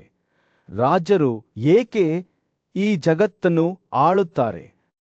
ಅಂತಹ ಗೌರವ ಮತ್ತು ಭಯವನ್ನು ಪ್ರೇರೇಪಿಸುವ ಅವರ ಬಗ್ಗೆ ಏನಿದೆ? ಭೀಷ್ಮನ ಕಣ್ಣುಗಳು ಗಂಭೀರವಾದವು ಮತ್ತು ಅವನು ಮಂದವಾದ ಅಳತೆಯ ಧ್ವನಿಯಲ್ಲಿ ಮಾತನಾಡಲು ಪ್ರಾರಂಭಿಸಿದನು. ಕೃತಯುಗದಲ್ಲಿ ಸಾರ್ವಭೌಮತ್ವವಿರಲಿಲ್ಲ, ರಾಜನೂ ಇರಲಿಲ್ಲ, ಶಿಕ್ಷೆಯೂ ಇರಲಿಲ್ಲ ಎಂದು ಅವನು ಹೇಳಿದನು. ಜನರು ಪರಸ್ಪರ ಸಾಮರಸ್ಯದಿಂದ ವಾಸಿಸುತ್ತಿದ್ದರು, ಒಬ್ಬರನ್ನೊಬ್ಬರು ನೀತಿಯೊಂದಿಗೆ ರಕ್ಷಿಸಿಕೊಳ್ಳುತ್ತಿದ್ದರು. ಆದರೆ ಸಮಯ ಕಳೆದಂತೆ ಅವರ ಹೃದಯಗಳಲ್ಲಿ ದೋಷವು ಹರಡಿತು ಮತ್ತು ಅವರ ಗ್ರಹಿಕೆಗಳು ಮಸುಕಾದವು. ಕಾಮ ಮತ್ತು ಕೋಪದ ನಂತರ ಅಹಂಕಾರವು ಹುಟ್ಟಿಕೊಂಡಿತು. ಆ ಮಹಾನ್ ಯೋಧರ ಮಾತುಗಳು ಮಾನವೀಯತೆಯ ಅವನತಿಯ ಸ್ಪಷ್ಟ ಚಿತ್ರಣವನ್ನು ನೀಡುತ್ತಿದ್ದವು. ಮನುಷ್ಯರು ಈ ಭಾವೋದ್ರೇಕಗಳಿಗೆ ಬಲಿಯಾಗುತ್ತಿದ್ದಂತೆ ಸದ್ಗುಣವು ಕ್ಷೀಣಿಸಲಾರಂಭಿಸಿತು. ವೇದಗಳು ಕಣ್ಮರೆಯಾದವು ಮತ್ತು ಅವುಗಳೊಂದಿಗೆ ನೀತಿಯು ಕಳೆದುಹೋಯಿತು. ದೇವರುಗಳು ಸ್ವತಃ ಭಯದಿಂದ ಬಳಲುತ್ತಿದ್ದರು ಮತ್ತು ಅವರು ರಕ್ಷಣೆಗಾಗಿ ದೈವಿಕ ಅಜ್ಜನನ್ನು ಬೇಡಿಕೊಂಡರು ಎಂದು ಅವರು ಮುಂದುವರಿಸಿದರು. ಭೀಷ್ಮನು ವಿರಾಮಗೊಳಿಸಿ ತನ್ನ ಆಲೋಚನೆಗಳನ್ನು ಸಂಗ್ರಹಿಸುತ್ತಾ ಮುಂದುವರಿಯುತ್ತಾನೆ. ಸ್ವಯಂ ಜನಿಸಿದ ಭಗವಂತನು ಸದ್ಗುಣ ಲಾಭ ಮತ್ತು ಆನಂದದ ಸಮುಚ್ಚಯಗಳನ್ನು ವಿವರಿಸುವ 1,00,000 ಅಧ್ಯಾಯಗಳ ಗ್ರಂಥವನ್ನು ರಚಿಸಿದನು. ಅವನು ವಿಮೋಚನೆಯನ್ನು ಅದರ ವಿರುದ್ಧ ಗುಣಲಕ್ಷಣಗಳು ಮತ್ತು ಅರ್ಥಗಳೊಂದಿಗೆ ಪರಿಗಣಿಸಿದನು. ಮೊಮ್ಮಗನ ಕೃತಿಯು ಸಲಹೆಗಾರರು, ಗೂಢಚಾರರು, ರಾಯಭಾರಿಗಳು, ಸಂಧಾನ ಕಲಹವನ್ನು ಹುಟ್ಟುಹಾಕುವುದು, ಉಡುಗೊರೆಗಳು ಮತ್ತು ಶಿಕ್ಷೆಯ ಬಗೆಗಿನ ನಡವಳಿಕೆಯ ವಿಷಯಗಳನ್ನು ಒಳಗೊಂಡಿತ್ತು. ಭೀಷ್ಮನು ಮಾತನಾಡುತ್ತಿದ್ದಂತೆ ಅವನ ಮಾತುಗಳು ರಾಜರು, ದೇವರುಗಳು ಮತ್ತು ಮನುಷ್ಯರ ನಡುವಿನ ಸಂಬಂಧಗಳ ಸಂಕೀರ್ಣ ಜಾಲವನ್ನು ಬಹಿರಂಗಪಡಿಸುವ ಬುದ್ಧಿವಂತಿಕೆಯ ವಸ್ತ್ರವನ್ನು ನೇದವು. ಈ ಗ್ರಂಥವು ಪ್ರಯಾಣ ಮಾಡಲು 4 ರೀತಿಯ ಸಮಯ, 3 ರೀತಿಯ ವಿಜಯ ಮತ್ತು ಒಟ್ಟು 5 ಗುಣಲಕ್ಷಣಗಳನ್ನು ವಿವರಿಸಿದೆ ಎಂದು ಅವರು ಹೇಳಿದರು. ಇದು 2 ರೀತಿಯ ಶಿಕ್ಷೆಗಳನ್ನೂ ಸಹ ವಿವರಿಸಿದೆ.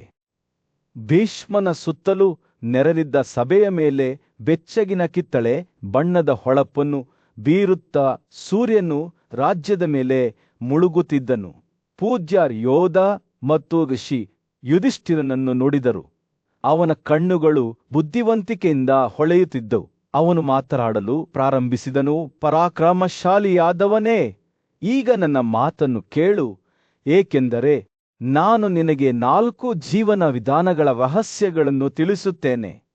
ಈ ಮಾರ್ಗಗಳು ಮೂಚಿತ ಹೃದಯದವರಿಗಲ್ಲ, ಆದರೆ ಪ್ರಾಪಂಚಿಕತೆಯನ್ನು ದಾಟಿ ಶಾಶ್ವತ ಆತ್ಮದೊಂದಿಗೆ ಐಕ್ಯವನ್ನು ಸಾಧಿಸಲು ಬಯಸುವವರಿಗಾಗಿವೆ ಎಂದು ಭೀಷ್ಮನು ಹೇಳಿದರು. ಭೀಷ್ಮನ ಮಾತುಗಳು ಬೇಸಿಗೆಯ ದಿನದಂದು ಸೌಮ್ಯವಾದ ಗಾಳಿಯಂತೆ ಇದ್ದವು. ಉಪಸ್ಥಿತರೆಲ್ಲರ ಮನಸ್ಸನ್ನು ಶಾಂತಗೊಳಿಸಿದವು. ಅವರು ವನಪ್ರಸ್ಥದ ಬಗ್ಗೆ ಮಾತನಾಡಿದರು.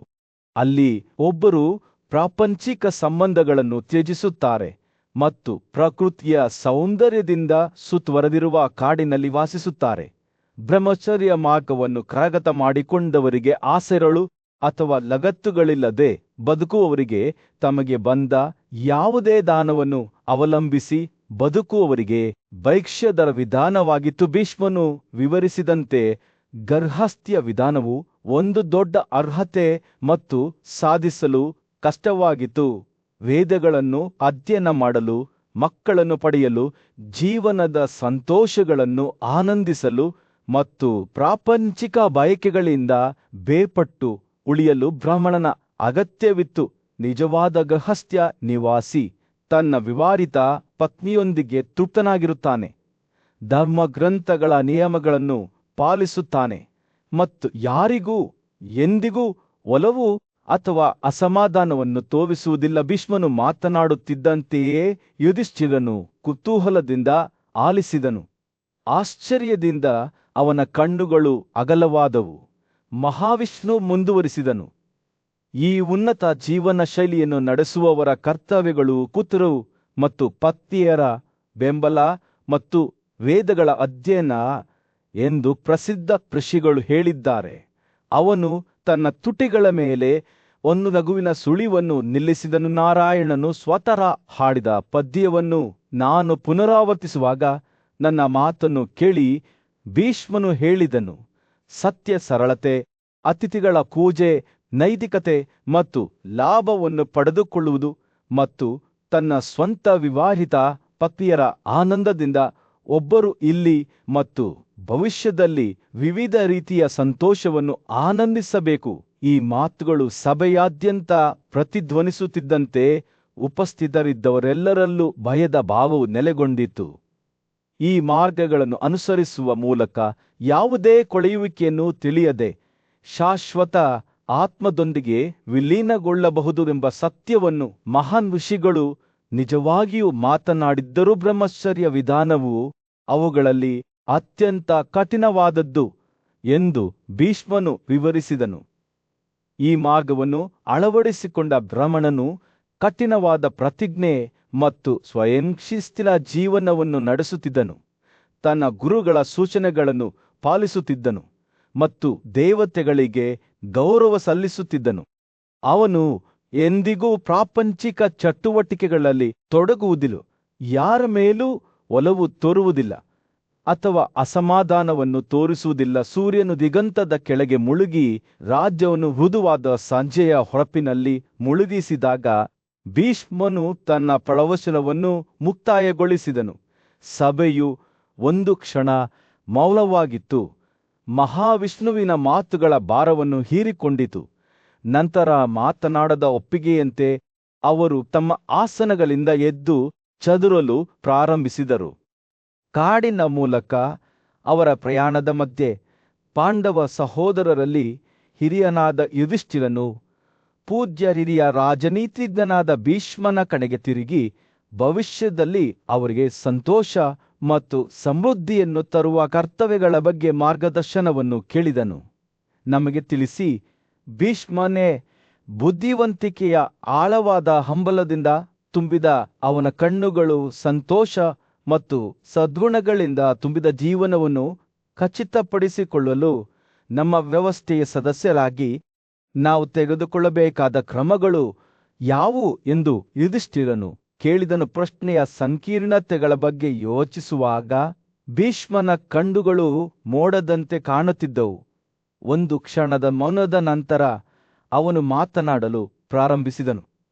ಬೇಸಿಗೆಯ ದಿನದಂದು ಸೌಮ್ಯವಾದ ಗಾಳಿಯಂತೆ ಅವನ ಧ್ವನಿಯು ಬ್ರಾಹ್ಮಣನಿಗೆ 4 ಜೀವನ ವಿಧಾನಗಳಿವೆ: ವೇದಗಳನ್ನು ಅಧ್ಯಯನ ಮಾಡುವುದು, ಪ್ರಾಯಶ್ಚಿತ್ತವನ್ನು ಅಭ್ಯಾಸ ಮಾಡುವುದು, ಇತರರಿಗೆ ಕಲಿಸುವುದು ಮತ್ತು ಭಿಕ್ಷೆಯಿಂದ ಬದುಕುವುದು.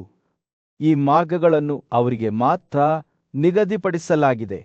ಅವನು ವಿರಾಮಗೊಳಿಸಿ ಸರಿಯಾದ ಪದಗಳನ್ನು ಹುಡುಕುತ್ತಿರುವಂತೆ ತನ್ನ ಮುಂದಿರುವ ಭೂದೃಶ್ಯವನ್ನು ಸಮೀಕ್ಷೆ ಮಾಡಿದನು. ಆದರೆ ನಮ್ಮ ಬಗ್ಗೆ ಏನು ಓ ರಾಜನೇ? ಯುಧಿಷ್ಠಿರನು ತನ್ನ ಕುತೂಹಲವನ್ನು ಕೆರಳಿಸಿದನು. ಭೀಷ್ಮನ ನೋಟವು ಅವನ ಕಡೆಗೆ ಹಿಂತಿರುಗಿತು ಮತ್ತು ಅವನು ಮುಂದುವರಿಸಿದನು, ಸ್ವರ್ಗಕ್ಕೆ ಕರೆದೊಯ್ಯುವ ಅನೇಕ ಕ್ರಿಯೆಗಳು ನಿಮ್ಮಂತೆಯೇ ಕ್ಷತ್ರಿಯರಿಗೆ ಬಹಿರಂಗವಾಗಿವೆ. ಆದಾಗ್ಯೂ ಇವು ನೀವು ಬಯಸುವ ಉತ್ತರಗಳಲ್ಲ. ರಾಜನ ಕರ್ತವ್ಯಗಳು ಬ್ರಾಹ್ಮಣ ಅಥವಾ ವೈಶ್ಯ ಅಥವಾ ಶೂದ್ರನ ಕರ್ತವ್ಯಗಳಿಗಿಂತ ಭಿನ್ನವಾಗಿರುತ್ತವೆ. ಅವನ ಧ್ವನಿಯು ಎಚ್ಚರಿಕೆಯ ಧ್ವನಿಯನ್ನು ತೆರೆದುಕೊಂಡಿತು. ಯೋಧ ಅಥವಾ ವ್ಯಾಪಾರಿ ಅಥವಾ ಕಾರ್ಮಿಕರ ಮಾರ್ಗಗಳನ್ನು ಅನುಕರಿಸುವ ಬ್ರಾಹ್ಮಣನು ಈ ಜಗತ್ತಿನಲ್ಲಿ ನಾಚಿಕೆ ಪಡುತ್ತಾನೆ ಮತ್ತು ಮುಂದಿನ ದಿನಗಳಲ್ಲಿ ಬಳಲುತ್ತಾನೆ. ಯುಧಿಷ್ಠಿರನು ಶ್ರದ್ಧೆಯಿಂದ ಆಲಿಸಿದನು. ಅವನ ಮನಸ್ಸು ಪ್ರಶ್ನೆಗಳೊಂದಿಗೆ ಓಡುತ್ತಿತ್ತು. ಭೀಷ್ಮನ ಮಾತುಗಳು ಆಳವಾದ ಸತ್ಯವನ್ನು ಹಿಡಿದಿವೆ ಎಂದು ತೋರುತ್ತಿತ್ತು.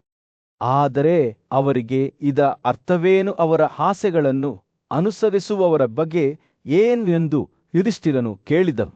ಅವನ